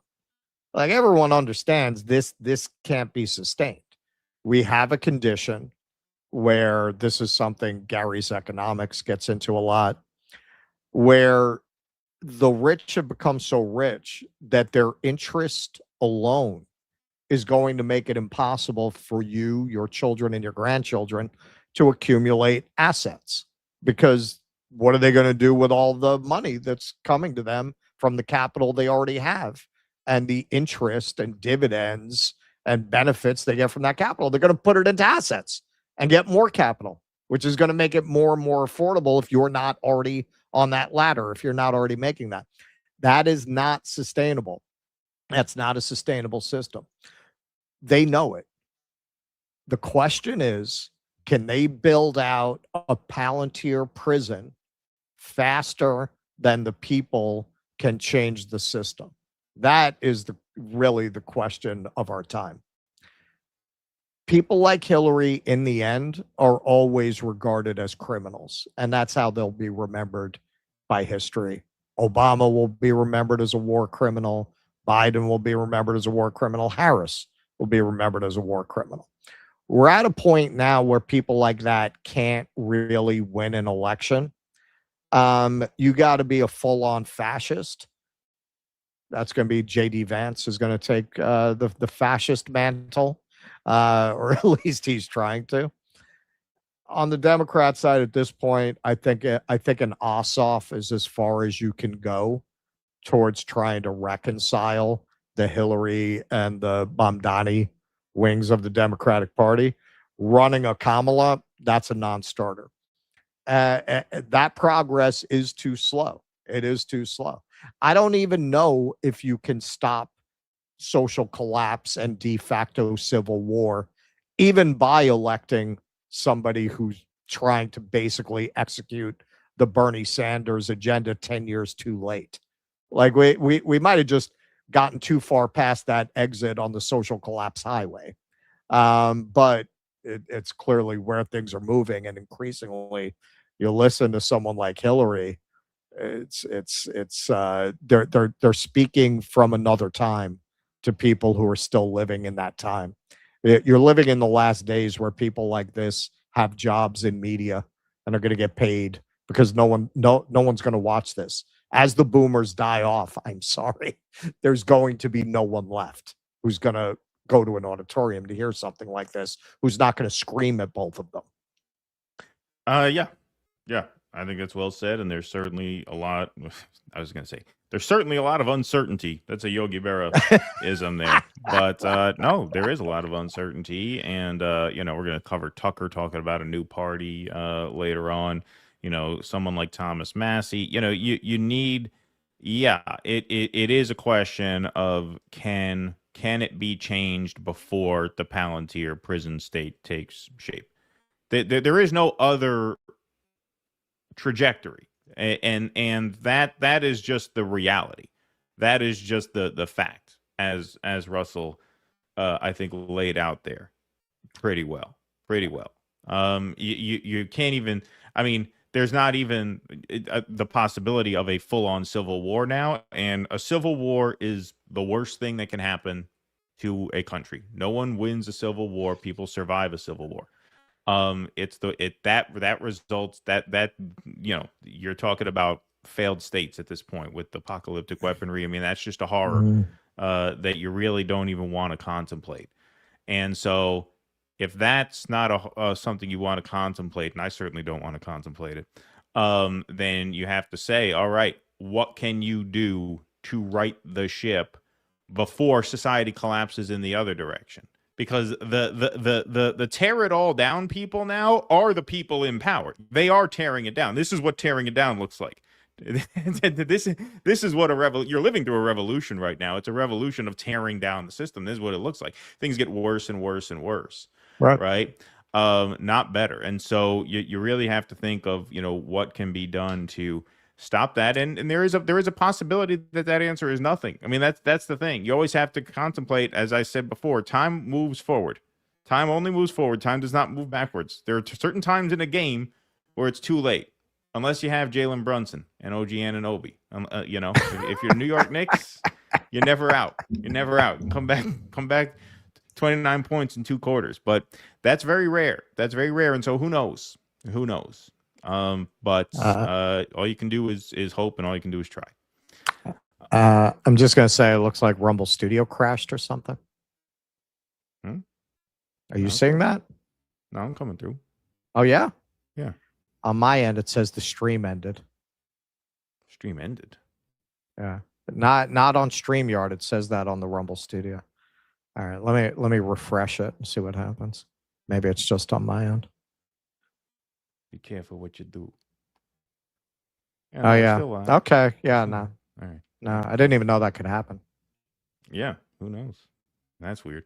All right. Why don't we take some more chats and rants and move right on along? Vienticus Prime. You know, one question I just want to ask every single person who's so hard up on their party or whatever. Why is your default position to believe? There you go. That's a good question for the chat. Judy Denmark, just wanted to send you a little something before I die off with the rest of the boomers. Any day now. That's all you got for us? That's all you got for it? That's your big deathbed donation, Judy Denmark, $10 fucking. Look at her with the Social Security money, hoarding it, saving it up. What are you saving it for? Give it to us. Yeah, that's funny. Thank you, Judy Denmark. Interrobang, Barry's Econ rules. Good shout out, Russ. There you go. Look at that. There you go. Yeah, I like that. I want to have him on, man. We would jam well with that guy. All right. Have you seen the live feeds of the 250th National Mall Great American State Fail? Literally more vendors and performers and attendees. Hilariously sad. Yeah, I mean, we figured we'll wait until after the 4th to cover after the 4th, because then it'll be the big thing. But yeah, so far it's pretty funny. Vienticus, in relation to the peasant mind mental gymnastics, I say the most important thing to people is the lie that brings them comfort. Thank you, Vienticus. According to searches, the first Jewish Sunday school was 1838 by Rebecca Gratz, modeled after Christian Sunday schools. The Talmud Torah afternoon schools came about in the late 19th, 20th century with a massive influx of Eastern European migrants. Always the fucking immigrants, LOL. Steve Jobs, Kamala is married to a Zionist. That's right. That's right.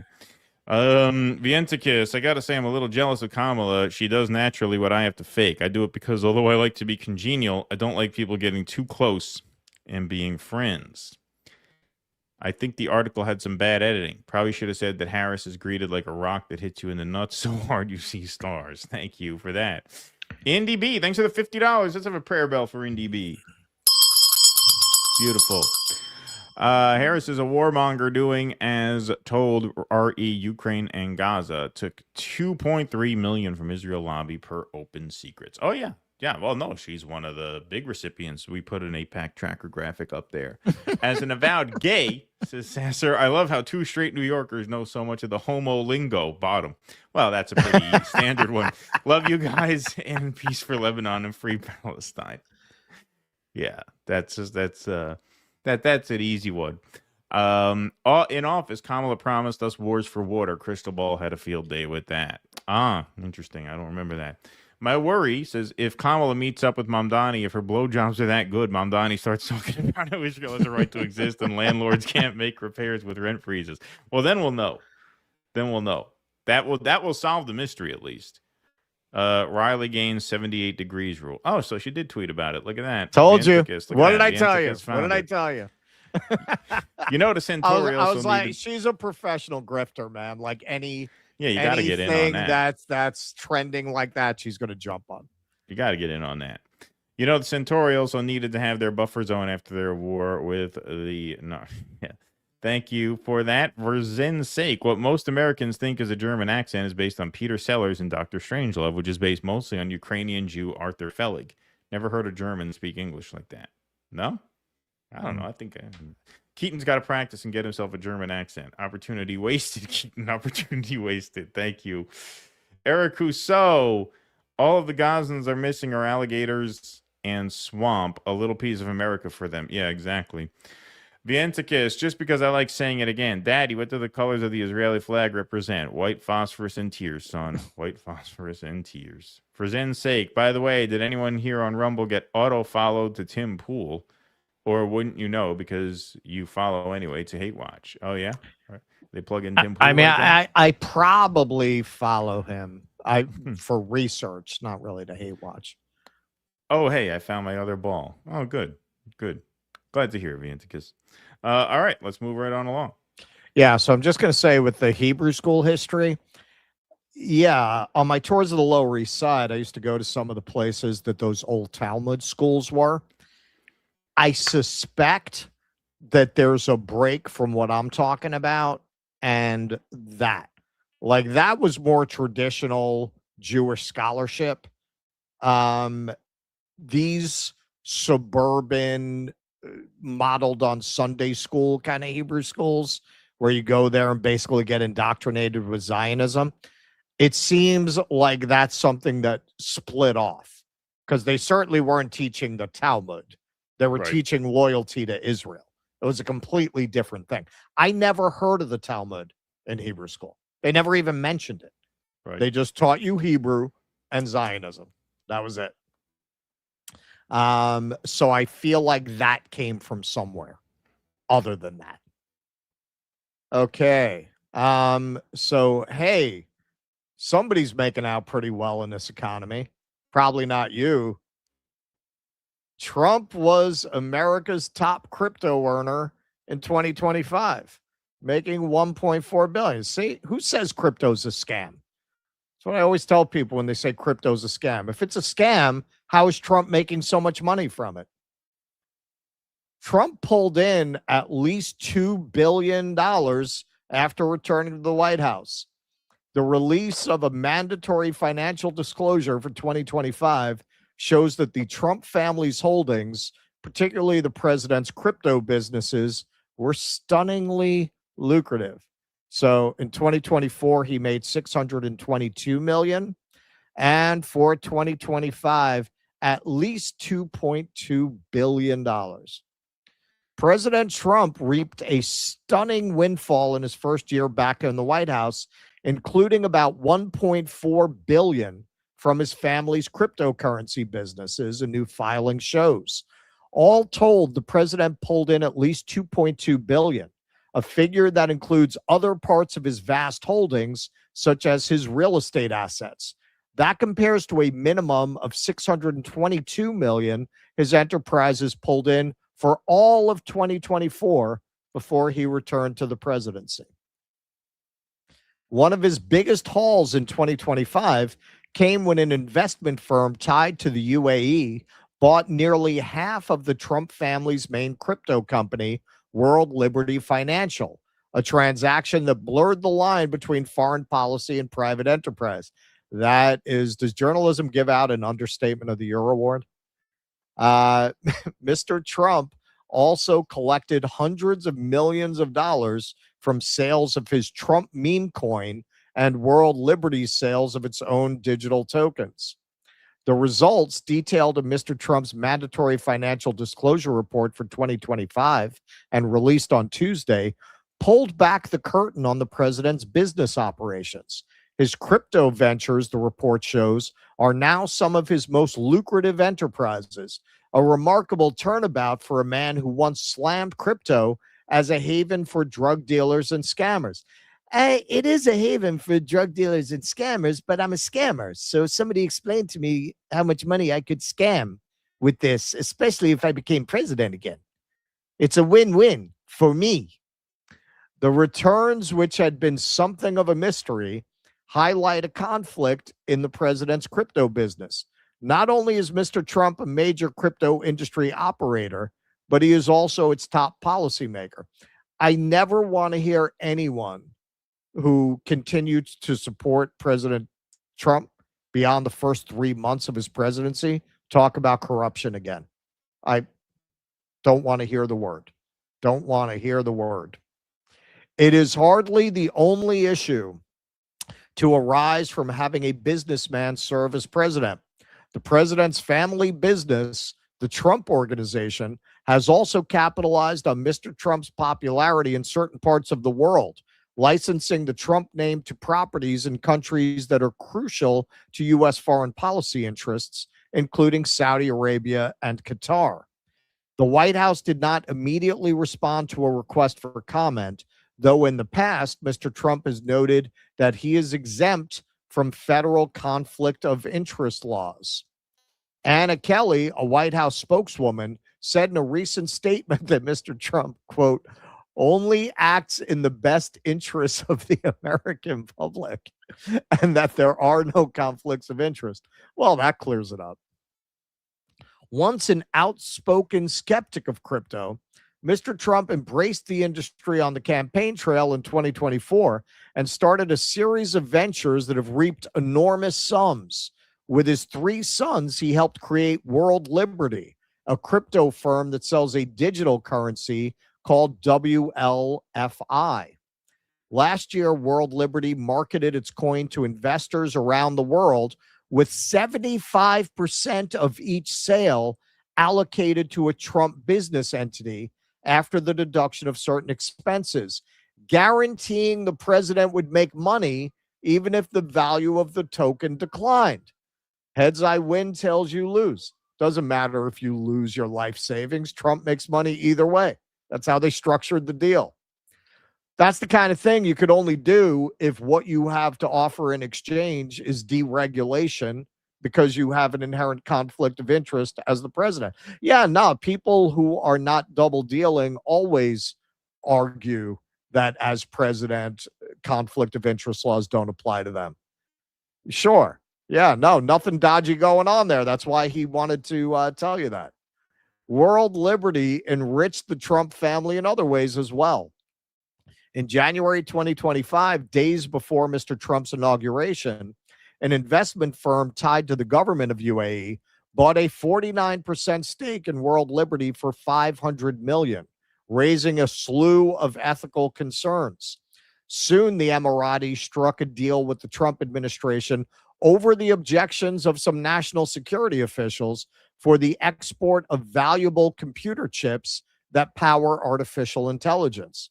The filing released Tuesday did not explicitly refer to the deal, but it mentioned unnamed investments that generated more than $200 million for Mr. Trump. The other major source of Mr. Trump's crypto wealth was his meme coin, a novelty currency known as Trump that he started selling days before his inauguration. He earned more than $600 million from sales of the coin, according to the filing. The coin's price shot up briefly before plummeting, with its price now hovering at $1.67, an 80% drop from a year ago. So, yeah, man, if you bought this, you got wiped out. Trump made money either way. That's how they structured the deal. He gets money just off the transactions, whether you make money or not. It was a terrific deal. It was a terrific deal for me and my no good sons. So here he is. I believe that this was the inaugural flight of his new Qatar Air Force One. So he gave a little interview on the tarmac right before that about these financial disclosures. To critics who say you're profiting off the presidency, Mr. Well, you know why I'm profiting? Because the stock market's going up. Everybody's profiting. If you have a 401k, how's your 401k done? It's about up 85%. Thank you, President Trump. So we're all profiting. We're all profiting. You know, not the majority of the public that doesn't own stocks. And of course, given that 80% of the stocks are held by, I think, what's the number on that? It's about 1%. 1% of the stockholders have 80% of the stock. So they're doing a little better. But hey, this is why, look, mice like to hang around the table, because obviously the people are getting the big meal, but they get the crumbs, right? That's why they come to the table, right? You're getting some crumbs from us. get involved in my personal. We have funds that run my money. But you are benefiting. Well, I've made a lot of money before I became president, and they invest my money, and I don't talk to them. I don't even speak to them. So I have many people, I don't know what they call it, closed accounts or something. You put your money in, and that's it. I don't talk to them. They're big institutions, and they run it. But yeah, I've had a great career. In business, I've had a great career. Concerns about conflict of interest? I don't know that. Okay, so you know how he's lying other than the fact that his lips are moving? Give the devil his due. Trump has grown up in the real estate business at the knee of his father. He knows all about financial instruments. He knows what a closed account is. He knows exactly what it's called. He likes to play that when he gets confronted on his corruption, like he doesn't know what's going on. Yeah, they call it a closed account or something. I don't know. I don't know anything. I don't know anything about that. Yeah. Next question. Greatest bullshitter of all time. I think that's a done deal. I think that's case closed. Yeah. Sure. Yes. Greatest bullshitter of all time. Yes. From the Financial Times, Donald Trump declared making more than 22,000 stock transactions in 2025 according to Financial Times analysis. His immediate predecessor, Joe Biden, made 13 transactions over 4 years. In his first term, Trump made 517. So the idea that Trump is not involved in the management of these accounts is absolutely absurd on the face of it. 13 versus 22,000 trades. And to give you an idea of how abnormal this is, stock trades by presidents since 1990 during term. Probably nothing. Yeah. The others don't even register, really. There are so few trades. And then you got Trump at the end of the bar chart there. And what about this plane, huh? It's from Mike Levin. To everyone celebrating the first flight on Qatar Force One today, understand what you're actually applauding. A foreign government handed the sitting president of the United States a $400 million plane. American taxpayers then paid to retrofit it with an estimated cost of at least another $400 million. Some estimates far higher. Hey, the gold toilet is very expensive. That's $200 million right there we spent for security and communications work in a Texas hangar since last September. When Trump leaves office, I didn't even know this, the plane does not stay with the government. Ownership transfers to the Presidential Library Foundation. In other words, he keeps it. You are being asked to treat pure corruption as normal, to shrug at a president personally profiting from a foreign gift the taxpayers paid to upgrade. In any other administration, this would be the scandal that ends a presidency. With Trump, it's Wednesday. Yeah, it is. I mean, I do this for a living. I think I might have vaguely heard something about the plane going to the presidential library. I'm not sure.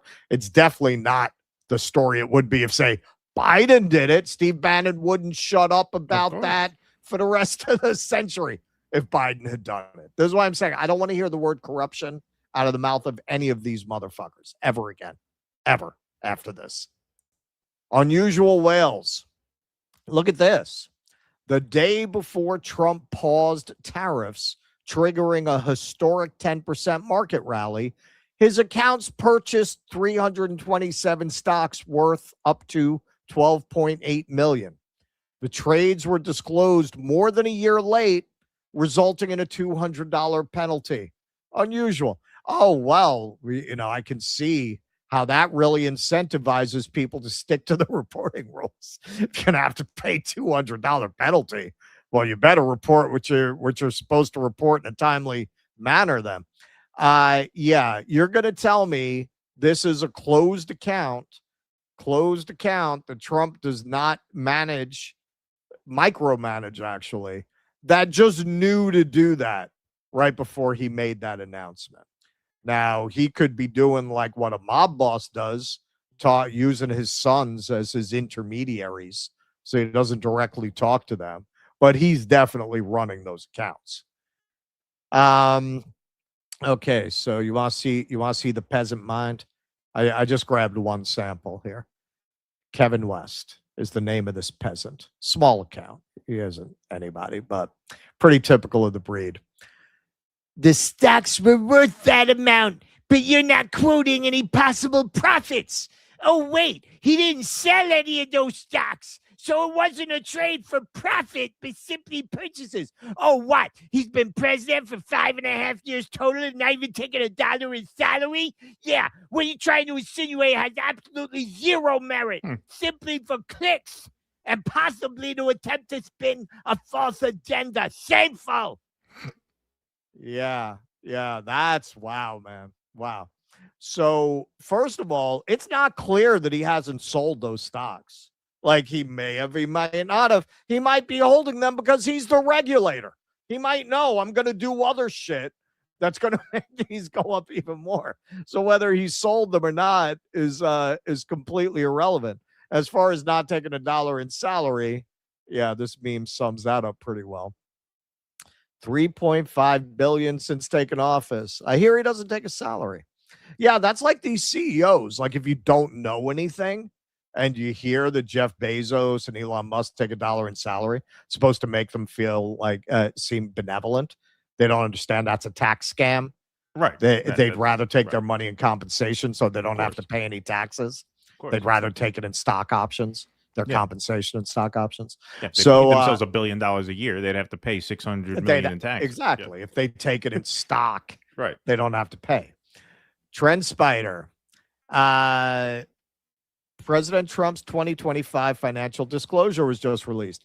It shows he earned $635 million in royalties and change from a meme coin licensing deal in 2025, as well as holding over 60 million in crypto assets across various wallets. So what does that mean for the plebs? What does that mean for his fans? This is Chris Mowry.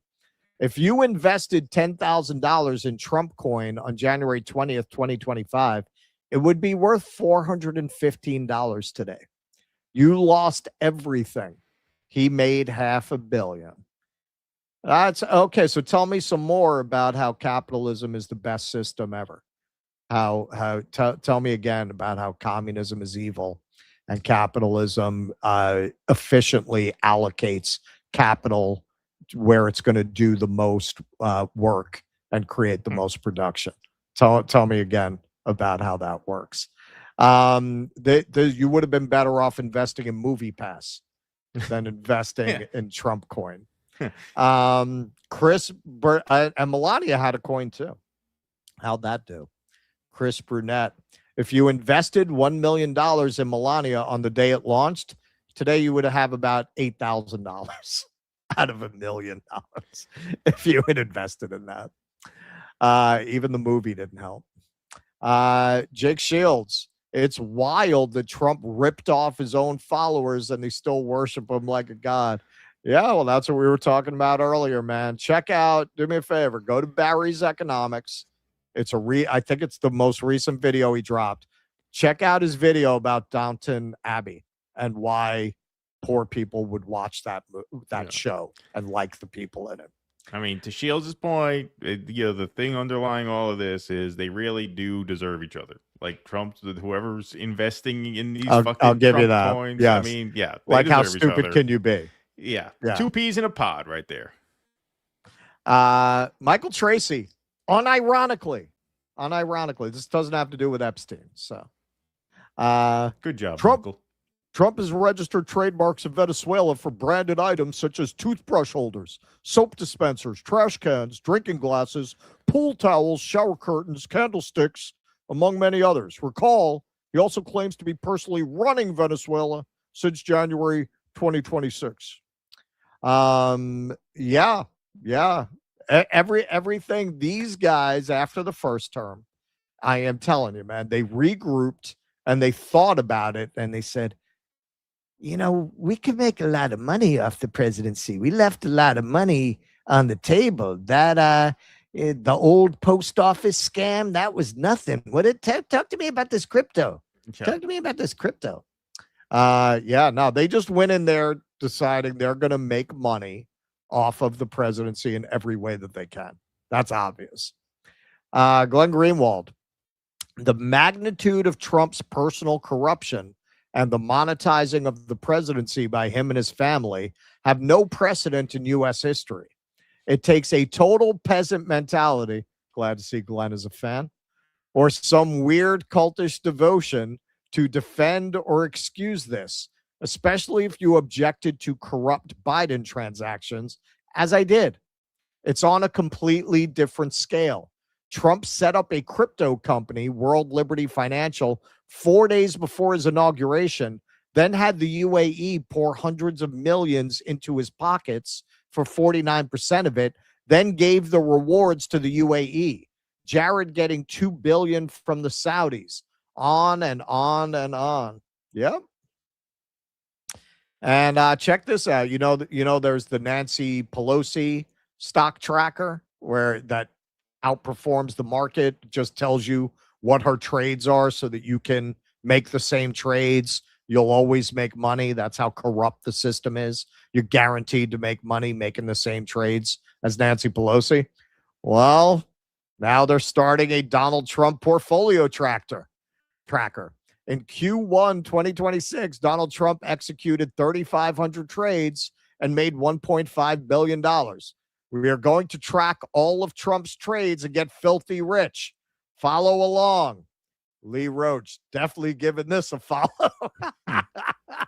I can't blame you. Unfortunately, I have rules about what stocks I'll purchase. And I'm sure a lot of those stocks will end up being defense stocks and gun stocks and things that I would never put money into. But yeah, the level of corruption, I will say I have mixed feelings. As a New Yorker, this is really kind of the New York style of Tammany Hall corruption taking over the White House. I do have a little regional pride.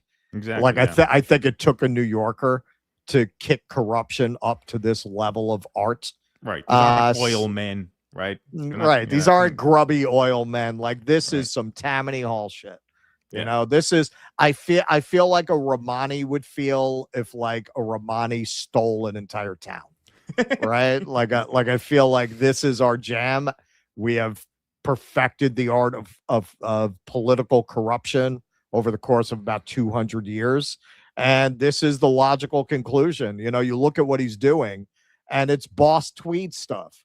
Yep. It is such blatant, obvious corruption that you just can't believe he's not in prison. But hey, and the president, boss tweed did end up in prison because a mayor does not have the constitutional protections that a president does. Right. Will Trump ever go to prison over this? Probably not.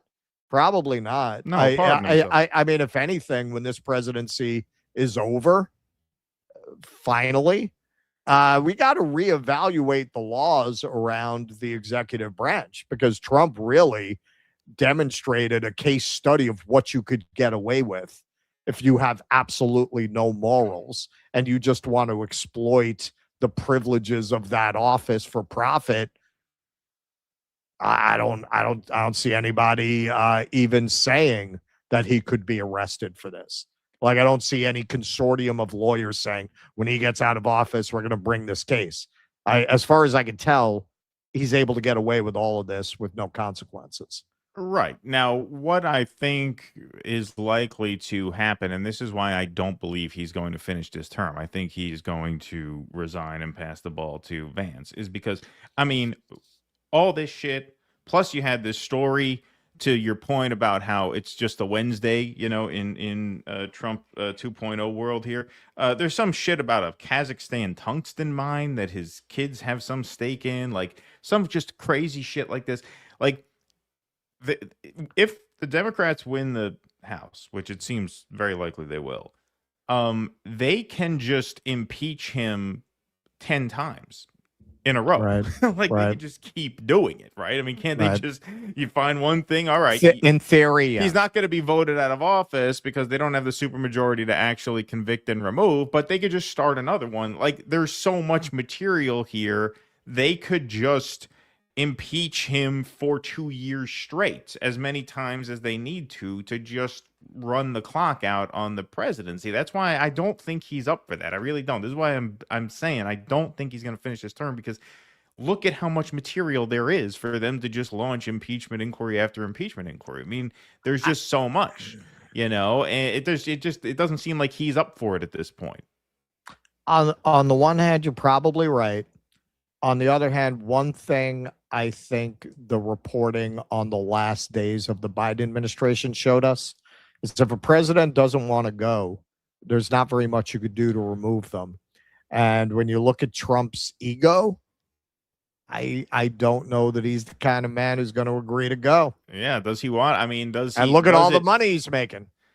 Does it become a greedy thing? Fuck? Who knows, man? Yeah, I don't know. But it just seems like the kind of thing where you're just giving a smorgasbord of material to your opposition, to the point where, does he want to do that, or does he just say in a Truth Social post, now that the Democrats are in power and the country let me down, now I can't do my job, so I'm gonna let JD do it. Who knows? I mean, maybe not, but That's my hunch, and my hunches have been wrong. I've had wrong hunches. I've had plenty of wrong hunches in the past, so time will tell. All right, you want to take some chats and rants here? Okay. Nocturnal Human. I think what might be coming is Iran will make things so bad in America that it will force a revolution here. Whatever comes out of that, the race toward AI to control the population is too late. Maybe. You know, when you've got such mass discontent, it's hard to put a cap on that. Ugly old broad says stuff. I'm too young of a boomer to go out now like Judy Denmark. I still have enough energy to walk to my mobility scooter by myself. Mark Thickout. You guys and a handful of other podcasts have kept me alive. It feels like I would have been long gone without you, so no pressure. And that is a lot of pressure. Love your sense of humor and your laughter. Love you. Thank you. Thank you. It's very kind. It's very kind of you, but it is a lot of pressure. You know, just because you say It no is. pressure, that doesn't mean no pressure. Still, You know who wouldn't feel pressure? Kamala. Yeah, Kamala. Because she's a psychopath. Right, she wouldn't care. Jim Taleb. Super sticker. Thank you. Vianticus Prime. Is the same thing going to happen to Trump as what happened to all the other crypto billionaires? By the way, how much of this money was from the Hawk to a coin? Yeah. Man, she peaked too soon, right? She She should have did. stuck around. She Like did. if she did it when Biden was president. She should have waited. You know, it's all No, about it was, timing. man. She didn't know what she was doing. Yeah. You know, she wasn't a pro. Yeah. She was somebody who had a lot of natural talent, but she didn't know how to manage the hucksters that were going to come and glom onto her like that. And by the time she got a taste of it, it was, so to speak, it was too late. Right. Marco Cravero Igas. Foggy Bottom is DC's lobbying neighborhood. Oh, okay. I knew it I know had a that- connection to like a DC institution. Well, the State Department is there too. Yeah. Apparently, I looked that up. Yeah. Okay, that's what I'm thinking of. And like I knew there was some like branch of government that's Yeah. strongly associated with it. All right. And Mark Fitz, I'm off on my vacation, gents. I see a cold beer and a Spanish sunset in my near future. The end of the world could wait. Love you, boys. Courage. Thank you, man. Enjoy your vacation. Enjoy You're going your to Spain? I am thinking about Holiday in going to Mexico in January. I have to figure that out soon. And look, tentatively, but I'm pretty committed to it as long as we can pull all the parts together. I think I should travel America for the election year. I think I'm probably going to do that. We will do that as Due Dissidence special There you go. of America in 2028. I'm sure it won't be pretty. Eric Kusa, I better bring security. I'm going to have to get Jose's guys. Yeah. Eric Rousseau, Kerp says creating a religion is the final assignment. Did Trump create a religion? Hashtag mass MK Ultra. Apparently they had some MK Ultra hearing. Yeah. Yeah, I didn't see it. Tusker actually brought it to my attention. All right, you want to go ahead? Sure. Let's go right on ahead. All right, folks, a little quick update here from Tucker Carlson. Remember, turned some heads a couple weeks ago when he said he was done supporting the Republican Party. Republican Party. There's no chance I would support the Republican Party. I'm not going to support the Democratic Party. I don't know what I'm going to do. But at this point, you know, how could I or any American voter support a political party that's not loyal to the United States, that puts the interests of a foreign country above those of its own citizens? That's it's not possible to vote for people like that, and I'm not going to. And I think I voted Republican my entire life. I worked at Fox News, CNN, MSNBC. I've been a consistent defender for 35 years of the Republican Party. I mean, very consistent defender.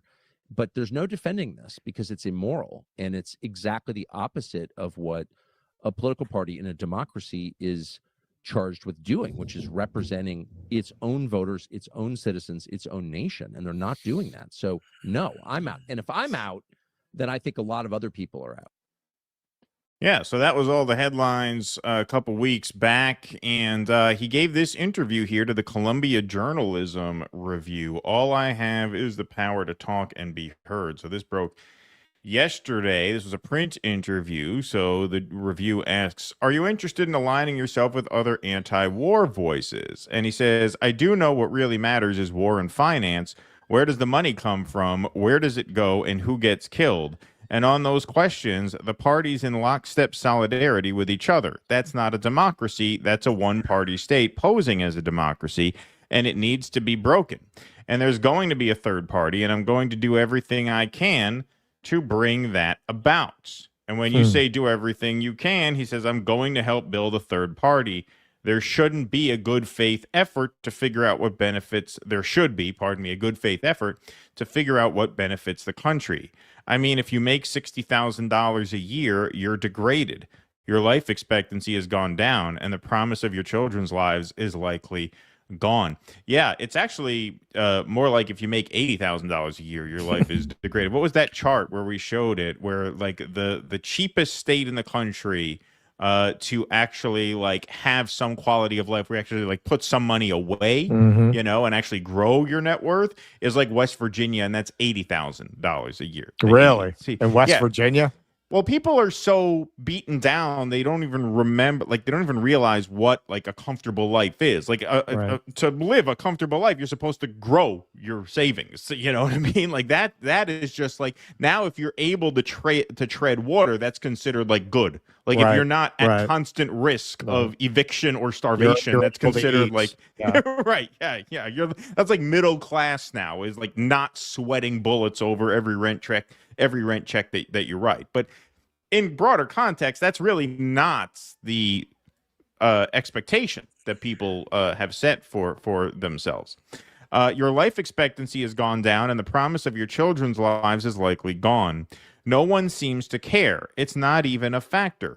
What about Hamas? I officially don't care about Hamas. He is a real troll. Like, he knows how to troll the Israelis, you know, because he knows it's gonna get a lot of eyes. So he says that I officially don't care about Hamas. The U.S. government should have as its first priority the welfare of its own people. But it's coming here. It's gonna come here if you don't fight them there. Yeah, you have to fight them over there, don't you know? So the review asks, would you be a candidate for this third party? And he says, I don't want to be a candidate. Before I did the Times interview, someone said to me, they're going to ask if you're running for president. I was very tempted to say, I am running on the pro-patriarchy tickets just to make sure I gain no new fans. So a couple of the Daily Wire guys chimed in on this. Here's Jeremy Boring, who I guess is the ex-Daily Wire guy. I guess they, you know, they ousted him. They ousted him. Turns out there's just not the audience for his Pendragon cycle. Yeah, his $50 million. Yes, his $50 million money pit. Yeah, that now has them begging for investors. So here he is saying Tucker Carlson wants to create a new majority based in right-wing social populism and left-wing economic populism. I think that I was kind of like the voice crying in the wilderness about Tucker back in 2018, but certainly it was very clear to me by the end of 2023 what direction Tucker was going to break. And within a few months, he did break, which I count as one of the great... I count as a greater loss for the conservative movement than Candace, because I think Tucker is trying to effectuate a political program in the country. I don't think Candace cares one way or another about the politics of the country. Candace wants to be famous and rich. I think Tucker has a vision for the country. I just think it's a very, very not bad like one. you. Not like you, who tanked the Daily Wire with your $50 million movie idea that never happened. Yes. No. On an IP that hasn't had a successful iteration since Excalibur in like 1980. I haven't even heard of it. I thought they were like knockoff anime cards or something like that. That's what I thought that was. I thought it was like some animation thing, some obsolete card game. As presidential? Is it? What is it? I don't even know what it is. Pendragon. Well, the Arthurian legend was a favorite of mine as a 12-year-old. That's why I know that. Yeah, Arthur Pendragon is supposed to be King Arthur's actual name. Oh, see, I didn't even know that. I didn't know that. Vision, like running? I don't know that he'll run for president. Maybe he will, maybe he won't. But I think that he believes that the future of the country is to create a new political majority that's largely premised on left-wing economic populism, socialism, and largely premised on right-wing social populism. Opposition to globo homo, as he might use the term. It's not a fundamentally conservative project. The It's very anti-globo left-wing homo in its, party. both in its epistemology and in its economics. But it's very right-wing in the sense that he opposes abortion, he opposes gay marriage, he opposes, he believes in the family. And that way it's sort of like a European, mid-20th century European right-wing socialist movement. And I think that's become a very pronounced political program for Tucker. And not only for Tucker. It's my new movement. It's called No Homo Socialism. That's what it's called. That's the name of the movement. Join nohomosocialism.org. Now, Ben Shapiro pulls some video of Marjorie Taylor Greene saying also she'd be interested in perhaps forming a new party. Let's take a look at this. Precisely who you would think is trying to undermine all of that, including Marjorie Taylor Greene, who explains that she is trying to start her own party now. On with the Jerry Springer of Internet TV, Piers Morgan. There is a group of us that have literally fought the system. And I think there's a group of us that if we decide to align, we could launch a true America-focused party that doesn't fall into the traps of Democrats and Republicans, but could align some serious players from the right and the left and move forward. But Piers, I'm also very realistic because I was in the system. I've served in Congress. I've run campaigns. I know what it takes. It's difficult to launch a third party. So the reality is this isn't something that gets off the ground in just a couple of campaign cycles. This is a movement that has to be developed and would take time to develop. Okay, so again, there are people who are trying to break the Republican Party right now, and you can see who they are. They're the splinter faction. The splinter faction, as Ben Shapiro deems them. Now, here's the thing. Okay, what Marjorie Taylor Greene says at the end there is totally true, which is that it's extraordinarily difficult, as has been proven throughout history, especially in recent years, where we've seen this sort of shake up and efforts sort of come and go to actually form a major new party. Americans see need for third party, but offer soft support. This is actually nothing terribly new here. As you can see here, Americans' views of the need for a third major party. Third party needed versus versus the two parties do an adequate job. Notice, I mean, this just shows you how propagandized people are, because around presidential election years is when this gap closes, because that's when people become their most partisan, right? So in 2012, it was about 50-50, 2008, about 50-50. But as you can see, for the last, 13, 14 years, you've seen essentially a 60-30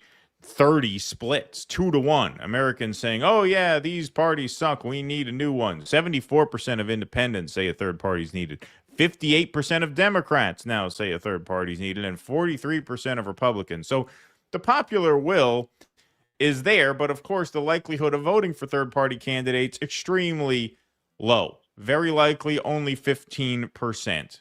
Somewhat likely 40%. Of course, you can just look at the election results and see third-party support in single digits for these. So they're actually overselling their willingness to vote third parties, and this is why, because the consequences of doing so, are you afraid it's going to waste your vote on a candidate with no realistic chance of winning? Well, 57% say they're either extremely concerned or very concerned about that. And then when it comes to helping your least favorite candidate win the election, you have 59% either extremely concerned or very concerned about that. So look, I mean, I welcome all efforts to form a third party. I think now you have the exact same conversation happening on the right that you saw happen on the left in the wake of the Bernie Sanders campaigns, which is you had this faction of the party that became very excited because they thought they were really going to affect a profound change. With Trump, it's even more of a bitter pill because you actually won the presidency, right? I mean, Bernie was stopped at the primary level, but MAGA, you actually won. Like Tucker and Marjorie Taylor Greene, these people actually won. They had the most powerful man in the world repping their agenda, or so they thought.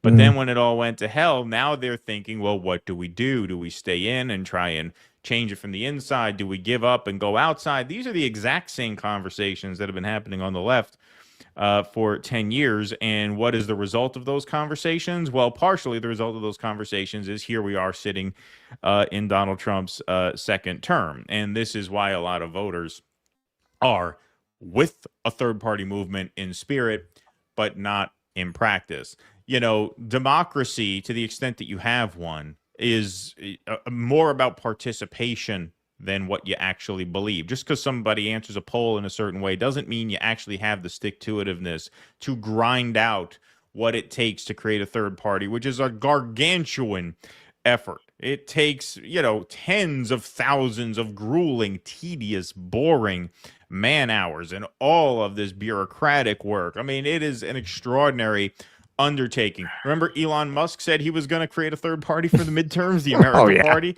Yeah. Didn't happen. Didn't happen. And that guy's he's a fucking op. Yeah. He's an op. I don't even know what that was about. He never intended to do that. Who the hell knows what that was about? Exactly. Who knows what that was about? I wonder if their X account is still active. I should go check that out. No, it's extraordinarily difficult. It's an extraordinarily heavy lift. And at this point, you know, what Marjorie Taylor Greene says is right. It's not something you get off the ground even in a couple of cycles. That is a long-term movement. In the short term, what they're much better off doing is, you know, finding some candidate who can run in the Republican primary for 2028, like a Thomas Massey type, if they really mean what they say. Of course, we've seen Tucker talk about how J.D. Vance is much better than Marco Rubio, right? To what extent do you actually trust there's going to be that mean? Yeah. any follow through? At that point, why have a third party, right? So, you know, this was an eye-catching headline. And look, I certainly welcome the effort. I think we do need more parties. But for the time being, you're talking about an extraordinarily heavy lift. And I think what you can invest more hope in, if you are one of these sort of ex-MAGA Trump voters who left the movement on principle, as you should have, then I think you're much more likely to you know, find some fruits in finding someone who at the very least can be a disruptor in the Republican primary. I don't know if Massey can get enough juice. It depends on how badly the rest of this term goes. I think Massey filing paperwork to run for 2028 is a sort of bet that things are going to go south to the point where there's going to be a lot of buyer's remorse for having driven people like him and Marjorie Taylor Greene out of the party. So whether that happens in the GOP or whether they start something new, that remains to be seen. But the task of getting one of these things off the ground has just proven, unfortunately, impossibly difficult in recent years. Yeah, I think a Thomas Massey, Marjorie Taylor Greene ticket would be very difficult for any Republican candidate, certainly anyone that's been tainted by association with this White House, to defeat. And as we saw with the rise of Trump himself, you have a much better chance of making that happen in the Republican Party. They don't have super delegates, and they're afraid of their base. And their base, most of them, we keep saying this, and then you see these financial disclosures come out with Trump. You're down to the scum. You're down to the scum. Like, Trump has no meaningful base left. Look what's happening with the fair, with the 250 fair. What are they calling it? What are they calling it? What is it? Freedom 250? Freedom 250. Nobody's going to it. Yeah. So more like free parking 250. More free. Ha ha. So who's left? But the appetite for what people thought Trump was, that didn't go away. And Massey, Marjorie Taylor Greene actually represent that, particularly Massey, in a way that people will trust. So who knows if he does decide to do that? I mean, on the other hand, I wouldn't give you a nickel for his life. But assuming he doesn't have an accident or anything, yeah, he'd be pretty unstoppable, I think. So is that better than going third party? Yeah, like in the end, you know, there have been a lot of studies on this. The type of system we have always winds up reverting back to two parties, even if you manage to displace the Whigs, even if you dislodge the Whigs and replace them with a Republican Party, then you just wind up back at two parties again. You really want more than two parties, you need a parliamentary system. Right. The most a third party is going to do is change the conversation, as the Populist Party did. Theodore Roosevelt's program largely was the Populist Party's program. But the Populist Party didn't wind up becoming a party that actually, you know, it did at certain points have officials in elected office, but it never became a real competitor to the two-party system. And if it had, it would have done what the Republicans did to the Whigs. It would have displaced one of the two parties. That's what would happen. If the Green Party became successful, it would become the new second party. It would displace the Democratic Party. If you really want a more democratic system, you need to go to a parliamentary system, which does have its own problems. I would argue they're better than the problems that we have under our system. I would favor that personally. Yeah. Yeah. And yes, there are a lot of problems with that. I mean, when you look at the UK, I mean, look at how they just passed back and forth piece of shit after piece of shit, right? Sure. But you do have, I think, more open debate because you have more legitimately established parties that are able to garner support to at least open up the conversation a little bit. Now you could say, well, what the fuck does that do you if you go from, you know, Liz Truss to Rishi Sunak to Keir Starmer? Point taken, right? Like, I really don't have an answer to that, except the fact that you seem further along than we are, right? Where it's Bush, Clinton, Bush, Obama, Trump, Biden, Trump again. You know what I mean? Like, yeah, you seem a little. Yeah, it's not like we're producing anything better. Exactly. All right. We got one more segment to do. First, a word from our friends at Rumble Wallet over here. So, hey, just a quick question. How much control do you have over your money right now? Because technology is changing things and it's changing how money works. And so what began as a niche is now going mainstream, and Rumble Wallet now offers faster payments, more control, and fewer middlemen when it comes to controlling your funds. This is not hype. It's where things are going, and getting started today is easier than you think. With Rumble Wallet, you can buy Bitcoin, hold dollar-backed stablecoins, and even own digital gold backed by real gold all in one place. It's a non-custodial wallet, which means you control access to your funds directly. Setup is very simple. It connects you with MoonPay, so you can use your debit card, your credit card, or your bank account and be up and running in minutes. And for a limited time, you could start your wallet with $10 in US stablecoin by downloading the Rumble Wallet and entering our exclusive promo code DUE10, DUE10, when you sign up now. And then you can use that Rumble Wallet to support your favorite Rumble creators like us on the platform directly. The platform takes zero fees in that equation, so you could send us tips and Rumble rants through the Rumble Wallet. So get started now. Scan the QR code, click the link in the description, or go to wallet.rumble.com/DD and download the Rumble Wallet. From there, you can set that wallet up, enter that promo code I mentioned, DUE10, DUE10, to get that $10 in US stablecoin. This is, of course, a limited time offer, so act now, scan that QR code, take control of your money, and get started with Rumble Wallet today. Okay, we got one more segment, but we got some super chats first. You want to take some? Whose turn is it? I forget. I think it's yours, right? Oh, okay, yeah, it's fine.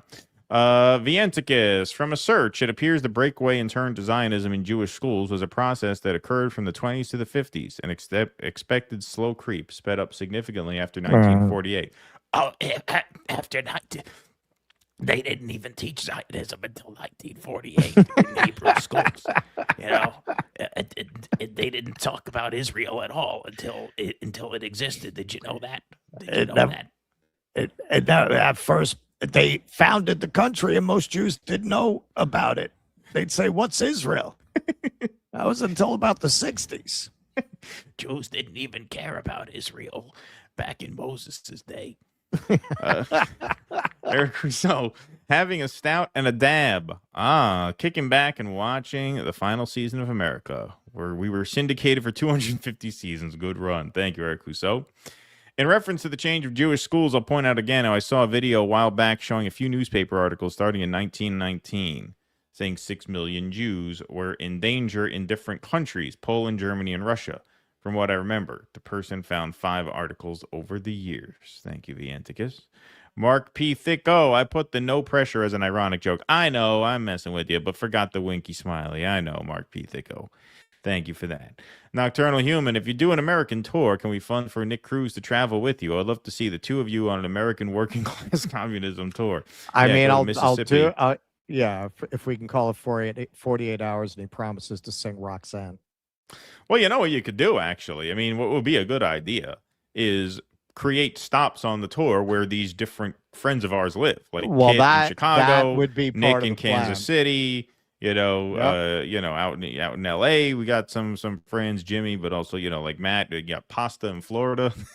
You could do the whole, I would whole- do a swing through Florida. We know some people down there. Yeah, I know some Floridians, so yeah, you could do it. I think No, Jim no, the Perlman way is I in would- Georgia now, so you can go there. The way I would do this would be like a few months on the road. Right. So I would pretty much go hit everybody that we're friendly with in these different states. Yeah. Do sit down interviews in diners, that kind of thing. Yeah. You call it Route be a very 666. indie media, Andy Yeah. Rooney kind of thing. Yeah. Call it Route 666, right? That's what you got. That's what you call it. A Speaking lot of that, a lot of people call Florida the Panhandle, yeah. but I call it hell. 878 in the like column.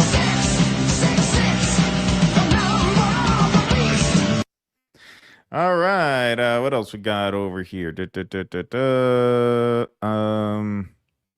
that we read already. All right, there we go.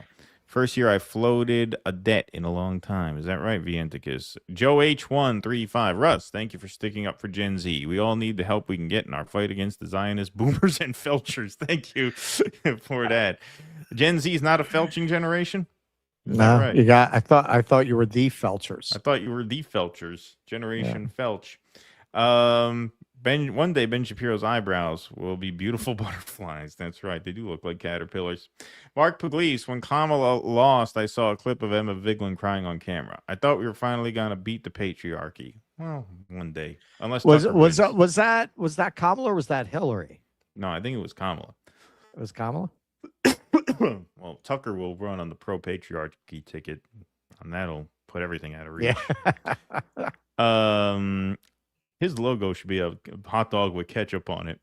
Be a funny logo for the Tucker Carlson party. I didn't mean to lay anything on your shoulders. So it's just a clumsy way to say you've helped me. Sorry. No, I'm joking around. We're kidding around. That's what we do. We joke around here. That's why you like us as much as you do. That's what keeps you alive, is our sense of humor. So we're just joking around. All good. Thank you, Mark Thicko. Appreciate that. All right, we got one more segment. Don't forget, we're on I almost called it the old name. I almost dead named them. Revolutionary Change tonight at 7 Eastern. I don't want to do that. So Get canceled. Yeah, we'll see you. We'll see you then. Okay. Last call for alcohol, folks. Here in New York, it is hot, hot, hot. So Mayor Zohran Mamdani put out a pretty innocuous statement. New York, it's hot out there, and the power grid is working overtime to keep us cool. Here, let's see. What's the temperature here in New York right now? Let's see. It is 100 degrees in New York. Set your AC to 78 degrees. Turn off lights, electronics you're not using, and unplug what you can. Our city is doing its part too, maintaining the 78-degree rule in our buildings, dimming, turning off our lights during peak electricity demand, asking private partners to do the same, and powering down non-essential equipment. A stable grid means the AC stays on and lives are saved. Let's ease demand and get through the heat together. Now, as soon as I saw this, I called up the Mises Caucus and asked how I could join, because this is just a bridge too far. This is a bridge too far. Now I realize all the anti-communists were right. Here is this mayor telling me how I can set my air conditioner in a heat wave. How dare he? How dare he? These commies, they start with the basil, and before you know it, they come for your AC. Yeah. They're all the same. They're all the same. So patriots here, Gunther Eagleman, NYC is toast. Has this motherfucker ever even been to New York? Chaya Rychek, fuck off. Wow. Did you get paid for that? Tim Young, imagine how bad the apartments of cat ladies with nose rings are going to smell at that temperature. Probably as bad as Alabama trailer parks full of Oompa Loompas smell all the time. And piece of shit, Jeremy, at the quartering, tub of shit. This is embarrassing. I'm surprised he's not staying away from that word, embarrassing. You know, it's really embarrassing. Getting outed as a cuck who's way out of his league wife brings in a big bowl to satisfy her in ways that you can't, as Jeremy was recently outed for. Trying to get back in the discourse. Lucky girl, Meghan McCain. 78 degrees is batshit insane. I live on a compound with my own generator, Mr. Mamdani, but I bet the victims of your communism can't afford the riches that a trust fund kid can. That's communism. Newt Gingrich. Wow. All right. This one. I am tempted to bring the Marquis du Dobulaire out of retirement to record this in full costume. Mayor Mamdani has shown us the reality of big government socialism's inability to solve problems. Telling New Yorkers to set their air conditioning at 78 degrees is an open admission of the failure of the left to provide enough inexpensive electricity that people can be comfortable even in hot weather. Does anyone believe Madison Square Garden will be at 78 degrees for the Taylor Swift Travis Kelce wedding? Big government socialism always takes care of the well-connected while causing pain and deprivation for normal, everyday people. Mamdani is no different.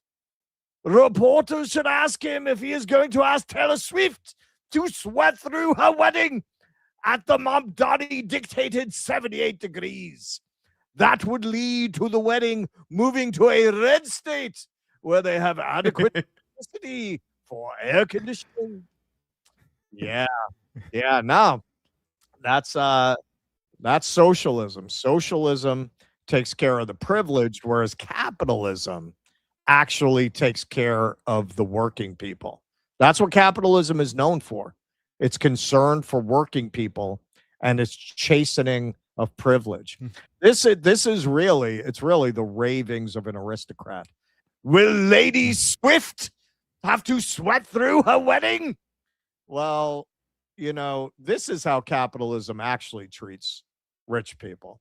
This is the capitalism that supposedly is a friend of the working man. This is from Daniel Mayakovsky. This is the yacht of billionaire Nancy Walton, the heiress to the Walmart empire. In addition to the $300 million yacht, she uses a service boat where she keeps a catering team to bring her food by helicopter so she doesn't have to mix with the riffraff. There's a whole support boat so she doesn't have to have the servants on the boat that she's actually on. While this rich woman uses 2 boats and a helicopter just for an afternoon at the beach, you're told to take a 2-minute shower and not turn on the air conditioning, suffocating at 104 degrees because we have to save the planet. This is capitalism, where the rich can have petroleum for breakfast while you sip through a cardboard straw to avoid polluting. Now, you see, there is a legitimate critique. There is a legitimate critique of the way this burden falls on the average person. It's a critique of capitalism that you're looking for. Yes, Newt Gingrich accidentally fell into a point, right? Taylor Swift is not going to be expected to suffer these kinds of deprivations in the way that average people are supposed to. He meant to criticize socialism, but he's actually describing capitalism. And he's actually right in an ass-backward kind of a way. If she married Aaron Rodgers, they wouldn't allow air conditioning in Madison Square Garden. She married Travis Kelce. She married the vaxxed libtard. So I think that's part of it. That's definitely an element. Vivek Ramaswamy. So I want to take a look at these people who are representing capitalism to the world. Vivek Ramaswamy. This is what socialism looks like, folks. The right answer isn't restrictions or mandates. It's drilling, fracking, coal, and nuclear. That's how we'll roll in Ohio. And he sounds eerily just like Amy Acton during COVID. She is the Democratic nominee for governor of Ohio. I love how they slipped that in. You didn't like the COVID lockdowns, right? Well, everything that I want you to get angry about is just like that. Right. It's exactly like that. Okay, so Vivek Ramaswamy, as an avatar of capitalism, is actually a really good example. He got where he got on fraud. He completely defrauded investors. That's how he got rich. Even beyond that, it's a question of how he made that money. This is a guy who basically came out of nowhere. He burst on the scene politically, and he burst on the scene with his business pursuits. How did he make that money? We looked at his tax returns. We broke it down over 20 years, and what we found was shocking. Most of his money, he first made his big money in 2015 when he was pumping a drug named Axovant. Now, Axovant was an Alzheimer's drug, which ended up failing. The stock went from $200 to 40 cents. Investors got fleeced. But Ramaswamy made out very, very well. Not only did he raise hundreds of millions in the IPO, his own tax returns showed that he made nearly $40 million that year. Up to that point, that was more money than he'd ever made in his life combined. He'd never even made in the 8 digits before. And that year he made $40 million. And what happened after that? He went back to never making more than 8 digits again for the next 5 years. That's how he made his money. And that is really important for viewers at home. Okay. All right. So basically, he pumped up a failed Alzheimer's drug. The investors got fleeced, lost everything, and he got out with $40 million. This is the guy who wants to tell you that socialism doesn't work. So that works.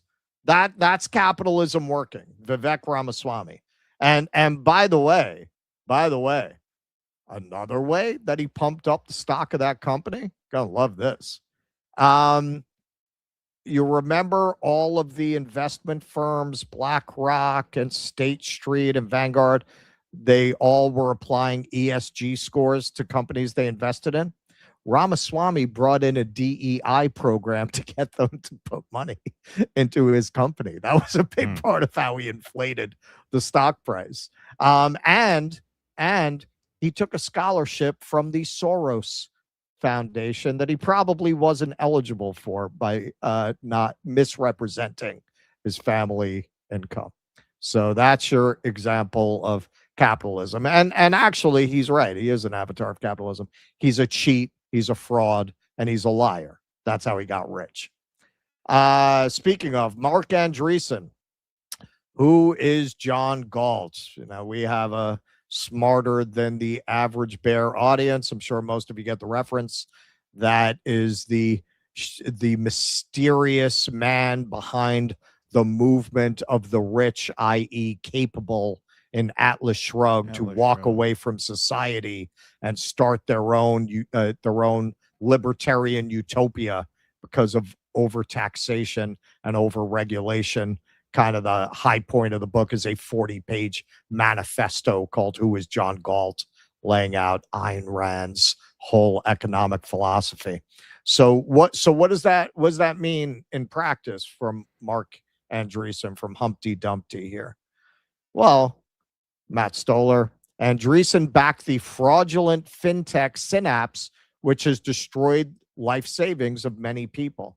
And you know what company was trying to regulate these kinds of dodgy fintech companies? The CFPB. So then Humpty Dumpty goes on Joe Rogan. Joe Rogan does what he does whenever he gets a Silicon Valley oligarch in his studio. He fucking worked the balls in the shaft. The next day, a bunch of people who could probably use protection from criminals like Mark Andreessen are all screaming on X, take down the CFPB! Take down the CFPB! I guess Joe doesn't have any responsibility for those people. He's got his money. Fuck them. And hey, man, this is sad. This is sad. I know we've all kind of warmed up to her, but Marjorie Taylor Greene, conservatives gonna conservative, man. Don't forget it. This is the worst campaign ad for the Democrats. Set your air to 78 degrees. Bless your hearts, New York City. American energy should be so strong and plentiful that you never have to set it above 70 if you don't feel like it. And this comes from the deep South in Georgia. Well, hold that thought. Hold that thought that America should have abundant energy. I mean, I keep hearing that capitalism works so well. Why don't we have abundant energy? So I'm going to show you an example at the end of this segment of how they handle energy in the hottest part of China. Actual video from the Uyghur Urumqi region in China, from the hottest part of China, the Turpan Basin. Nikki Haley, welcome to socialism. Brian Krasenstein, among others, shared this banger from Nikki Haley out. Attention all South Carolina residents. Please make special effort to conserve energy by turning off non-essential lighting and appliances on Thursday and Friday mornings from 6 a.m.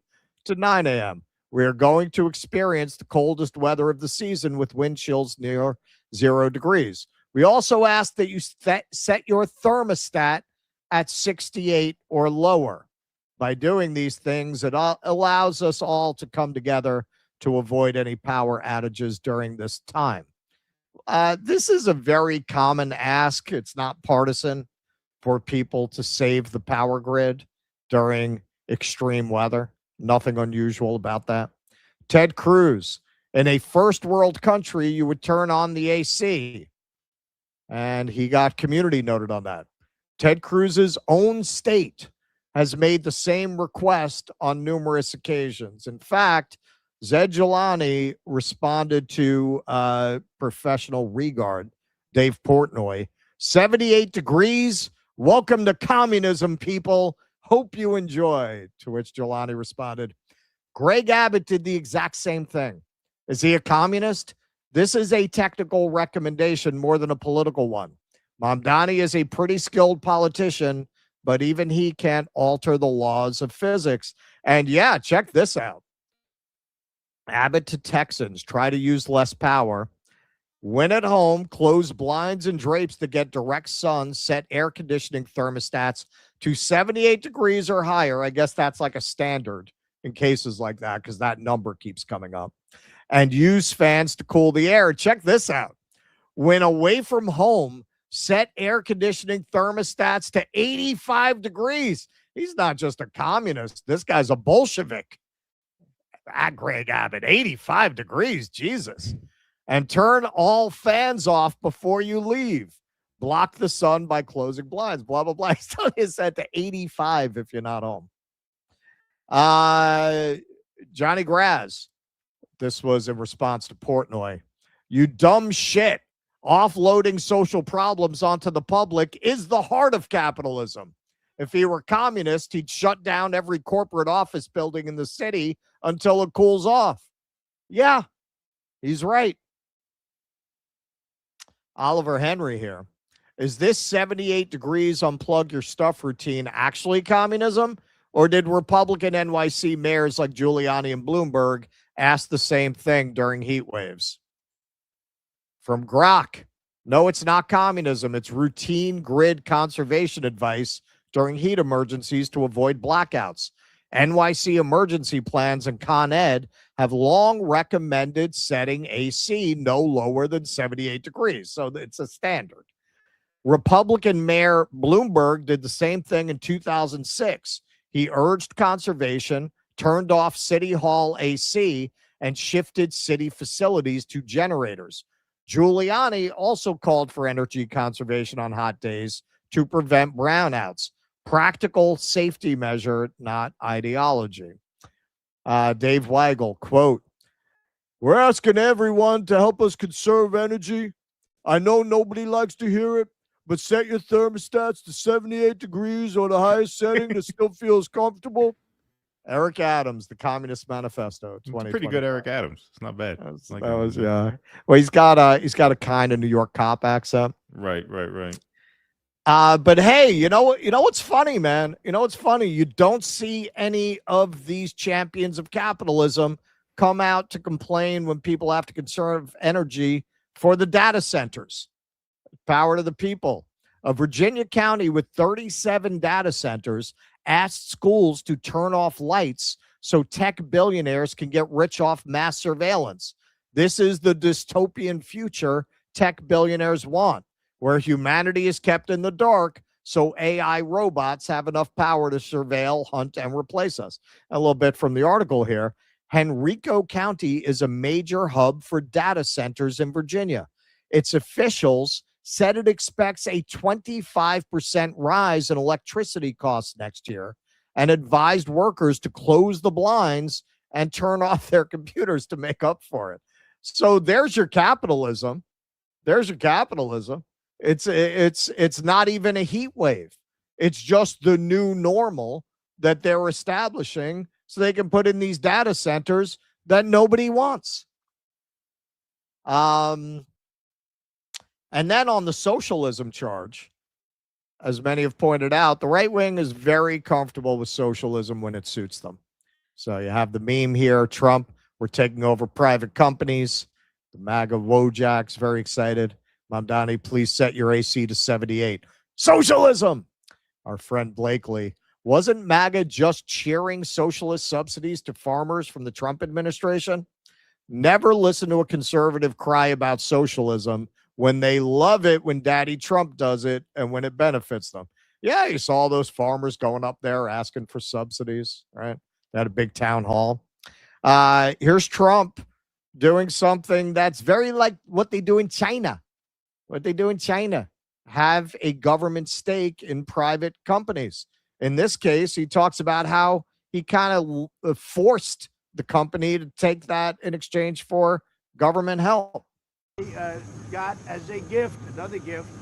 I said to Intel, give the United States they needed something, they needed some help, the chip maker. I said, give the United States of America, I'll do it for you, but give the United States of America 10% of your company. He said, you have a deal. He said it so fast, I said I should have asked for more. But he said, you have a deal. And that stake is now worth $80 billion. I made $80 billion for the country in 8 months. Does anybody talk about it? No. Have a good time. Have a good flight. Enjoy the plane. All I hear is gas prices, gas prices, gas prices. That's all I hear every day. So Thomas Massey here rightly points out, imagine if Biden or Obama had bragged about shaking down a private company for 10% public ownership. Yeah, imagine.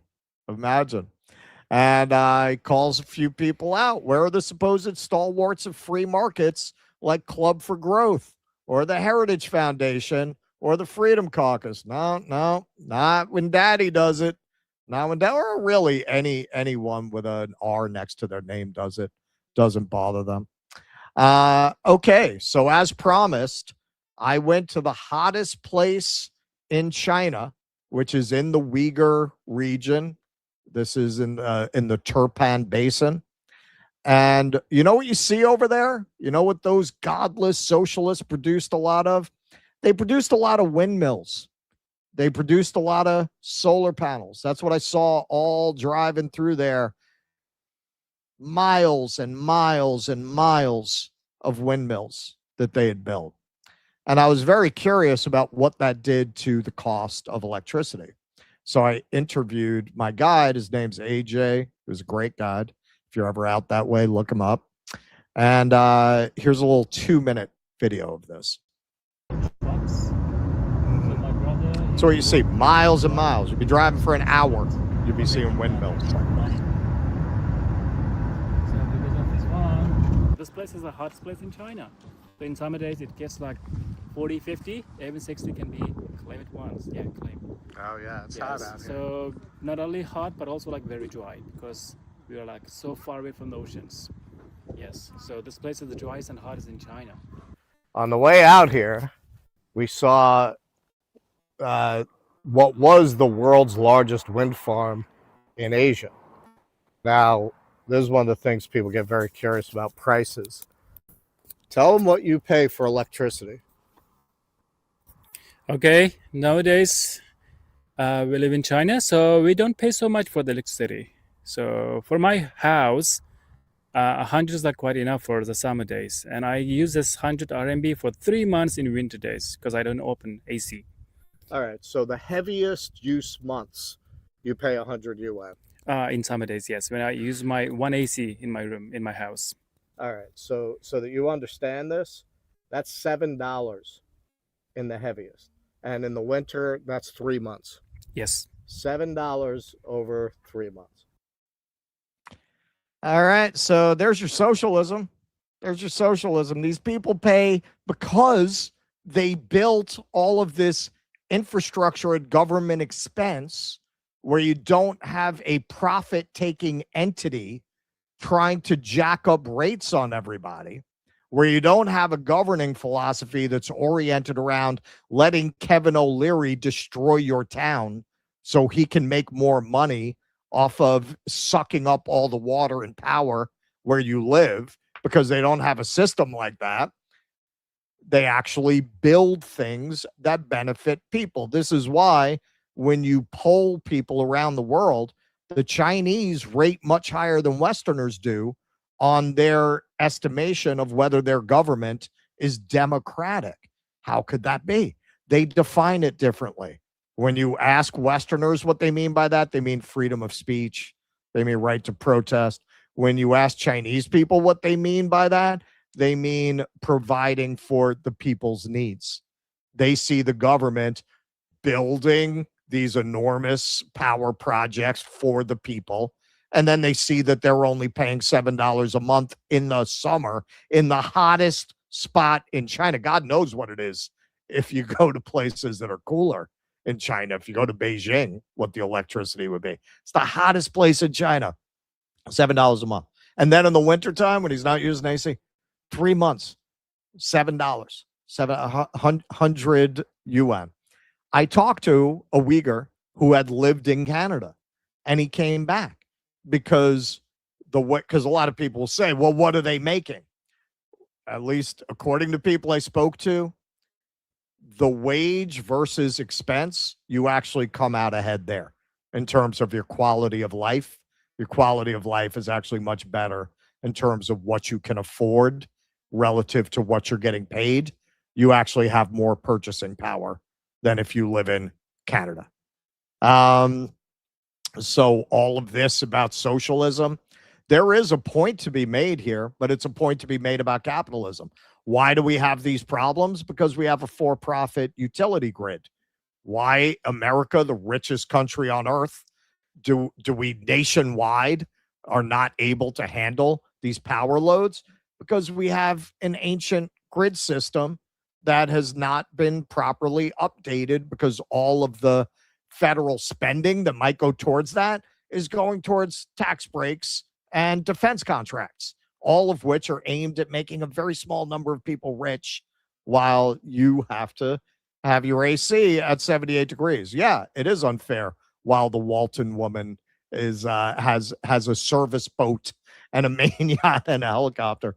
These are not problems of socialism. These are problems of capitalism. Yeah. Yeah, I think that's true. I agree. Although I gotta say, Mamdani, I think I get it. You know, you're saying 78 is the standard. 75. Go 75. Few lower. Come on, do a little better. Do a little better. Well, and then Or- you can rhyme it. You can do the 75 to stay alive. Come on, thing, come down a right? little bit. 78 is too high. It's too Yeah. high. It's too hot. 75 I could do. I would go 70. That would be my opening. Then That's he your would come opening back. bid? Yeah, he'd come back at best and final 75. I'd say 73. Maybe we can meet 74. But 75 I think is fine. You know, that's my attitude. I think he overshot it a little bit, you know. It's a reasonable request, but an unreasonable figure. It's a reason. Who is that, chat? It's a reasonable request, but an unreasonable figure. Is that Hirsch? That's Hesh, yeah, from The Sopranos. Hesh. Yes, yeah, I that's thought when so. Junior taxes Yes. him. Yep. When Junior taxes him $5.5 million. But it's a reasonable request, but an unreasonable figure. Come on, do a little better. Get it down to 75 degrees. Yeah, 78 is it's high. It makes you both. How about this? What if you do this? I'm sure the Chuds would love this. How about you make white people not use any air conditioning at all, and then you let the black and the brown people use it as much as they want. That's an answer. That's an answer. So I'm sure, like, I'm sure so Twitter like, would love that. I'm sure so Twitter like would be cool very happy with AC that. reparations. Yeah. Yeah, air conditioner reparations. Yeah, exactly. They would love that. I would love to see that policy tested out. See what X has to say about that. Yeah, well, but well, no, I wanted to do a sketch about an equity oriented brothel where you have to pay more for non-white women. yeah, right. Yeah. Yeah, exactly. There was something else I wanted to say, but I think I forgot. I'd have to look through your slideshow to see there. But I don't know. I think I'm satisfied with my take. Yeah, 78 is up there. But I guess that's the I think standard. that's probably a figure that they came up with based on human health. Probably. Like where it starts to get dangerous. Yeah. But like, I mean, why couldn't he? Like to what's his name, Johnny Grass's point. Like, why just turn the lights out at Times Square or something, or like close some of the public attractions. Some people gotta have stay made cool that in their point, house. and Yeah, I don't disagree with it. Turning yeah, out like, the lights at Times Square. Sure. cancel the Why fucking not? baseball games or whatever. Cancel the events. Hey, it's a public safety. People have to be able to stay cool in their homes, and so I guess they're saying 78 is not unsafe. It's hot, Right. though, man. It's hot. 78 is not Sure. good. It's hard to 78 is sleep. not good. It's hard to sleep. It's hard to do it. 78, especially if you got a like an apartment where you get that PM sun beating in on the window. That makes it really hard. Then you got to really go out of your way to cool it off. So I don't know. I think he could have played his cards a little better here. I think this is his biggest misstep so far. Yeah. 78 is just too high. I don't agree. I think he did whatever these Republican governors, Greg Abbott, like it's a standard. Like they don't dig into these things. They're told 78 degrees is a standard, and then they put out the standard. It's a little too hot. It's too hot. 75. Come on, do a little better. Just a little better. That's all. We're not that far apart here. We're not that far apart. Just 75. 75. Should come down to 75. You should. Well, listen, Come man. down if to you're 75. If you're gonna go that way, we know there's more money in complaining about it than defending it. You should really just jump on the train and put out one of those tweets. Well, that's the thing. I can't because I don't disagree with him in principle. Like Hesh says, It's a reasonable request, but an unreasonable figure. it's not reasonable figure. Just come down a little bit. But that's all right. I'll get over it. Hey, I'm not in New York City. I'm blasting this fucking thing. Are you doing 78 right now? Are you complying? Yeah, see? Exactly. This guy Well, over here. actually, I mean, I wouldn't even know. I don't have an air conditioner that would tell me that. What do you mean you don't have an air conditioner that would tell you that? I have high setting and I have low setting. Like I don't have that. I don't know. Take a picture and post it at him. Say, hey, Mr.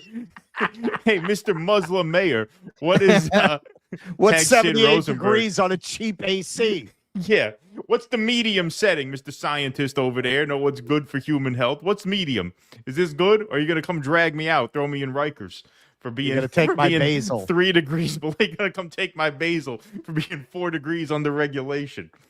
Yeah, that's life now. in New York City. I never throw anything out as long as it works. So that's a Yeah, if it's cheap keeping AC. you cool, then it why works. not? I mean, I have a small bedroom. Like it's not, and I close all the doors. Like I don't need to cool the whole house. As long as your balls don't stick to your legs, you're good. Then whatever the That's AC it. is. I then feel you like keep it. basically for the amount of power that I take, because I only use one small unit to cool one room, I think I'm good. I can set it as high as I want. I'm not cooling a whole house. Yeah, there you go. Russell is in good standing. Member in good standing. All right. Well, let's do some super chats and rumble rants, and then we will close the lights. You wanna take us out? Sure.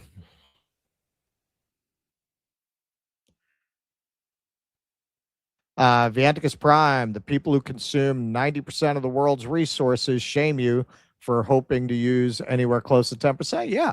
Exactly. Like that is a completely valid critique. Right. But that's not Gingrich's critique. It kind of was, but in the inverse by accident. Nathan Pop. Hey, Russ, seeing as you follow the popular nerd channels, I was curious if you had any takes on Kino Casino calling out Mel Mack, FNT dropping Chrissy. I don't watch them to that point. Like I vaguely know the people you're talking about. Vaguely. I don't watch it to that point. Nocturnal Human. I thought Trump was so proud that we had the hottest country now. Also, Mamdani didn't build the New York power grid. He just got in. Well, that's another point. Like, what the hell does he have to do with that? Right. I mean, and even if he hadn't just gotten in, he's a fucking mayor. They don't build the power grid. Right. Buster Blueson, 78 degrees is fine if you're on blood thinners. If you're menopausal, it's hell.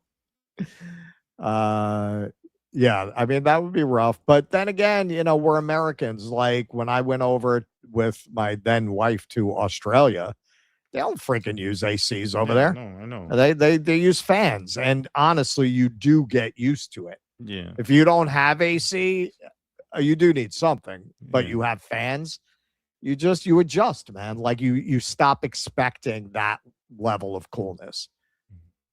It's too hot. Very hot. Don't go to Australia. Too hot. I have, well, at least not January and February.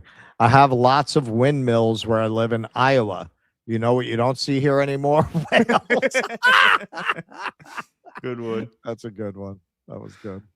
Race car, $20 super sticker. Thank you, ma'am. Kawaii Cowboy. I have a pen pal in China. We play a game called How Much Do You Pay For? I've only won one round on a local cherry variety. Score is 1-53 so far. Yeah, actually, when I finally get around to some of those things, I have video of the prices in the supermarkets in China. Oh, cool. That was it, right? Yep. That was it. One just came in, so I'll read this because it just came in. It takes a couple minutes to populate. So Race Car says, one nitpick about the Citizen movie from Tuesday's stream. The main character said if one group receives 10% less revenue, then they will have to pay 10% more. This is incorrect. They would have to pay slightly more than 10%. Well, there you go. You should get that trending on X. I'm sure people would respond to that subtle constructive criticism very well there, Race Car. Thank you for that. Appreciate that very much. All right, folks, that's our show. Thanks very much for another great week. We're on Generational Change. I'm sorry. I keep saying it. I'm sorry, guys. I blew it again. I rated the stream, so you'll be linked to that stream so you can bookmark it or whatever you need to do. If you're watching on YouTube, it'll take you to the page. Revolutionary Change. My apologies. Tonight at 7 p.m. Eastern. We'll be on for about an hour, so hope to see you all there. That'll be a fun time. And then we'll see you back here Sunday night, July 5th at 7 p.m. Eastern, and then a full week of Dissident Door next week. Russell's hosting on Wednesday, but I've got some exciting guests lined up to be announced. Nice. Yeah, I'm hosting Monday and Friday, and Russell's hosting Wednesday. Is that this Monday? Yeah, I'm hosting the 6th and the 10th. So you're going to be seeing a whole lot of us next wow, week. the same week. Whole lot of us next week. It's going to be a marathon, but should be a fun one. Thanks, everybody, for being here. Thanks to the mods for keeping the peace in the chat. Thanks to the YouTubers and to the Rumblers. Until we see you again, thanks for being here with us this afternoon. Be safe and be well. Courage! Please clap.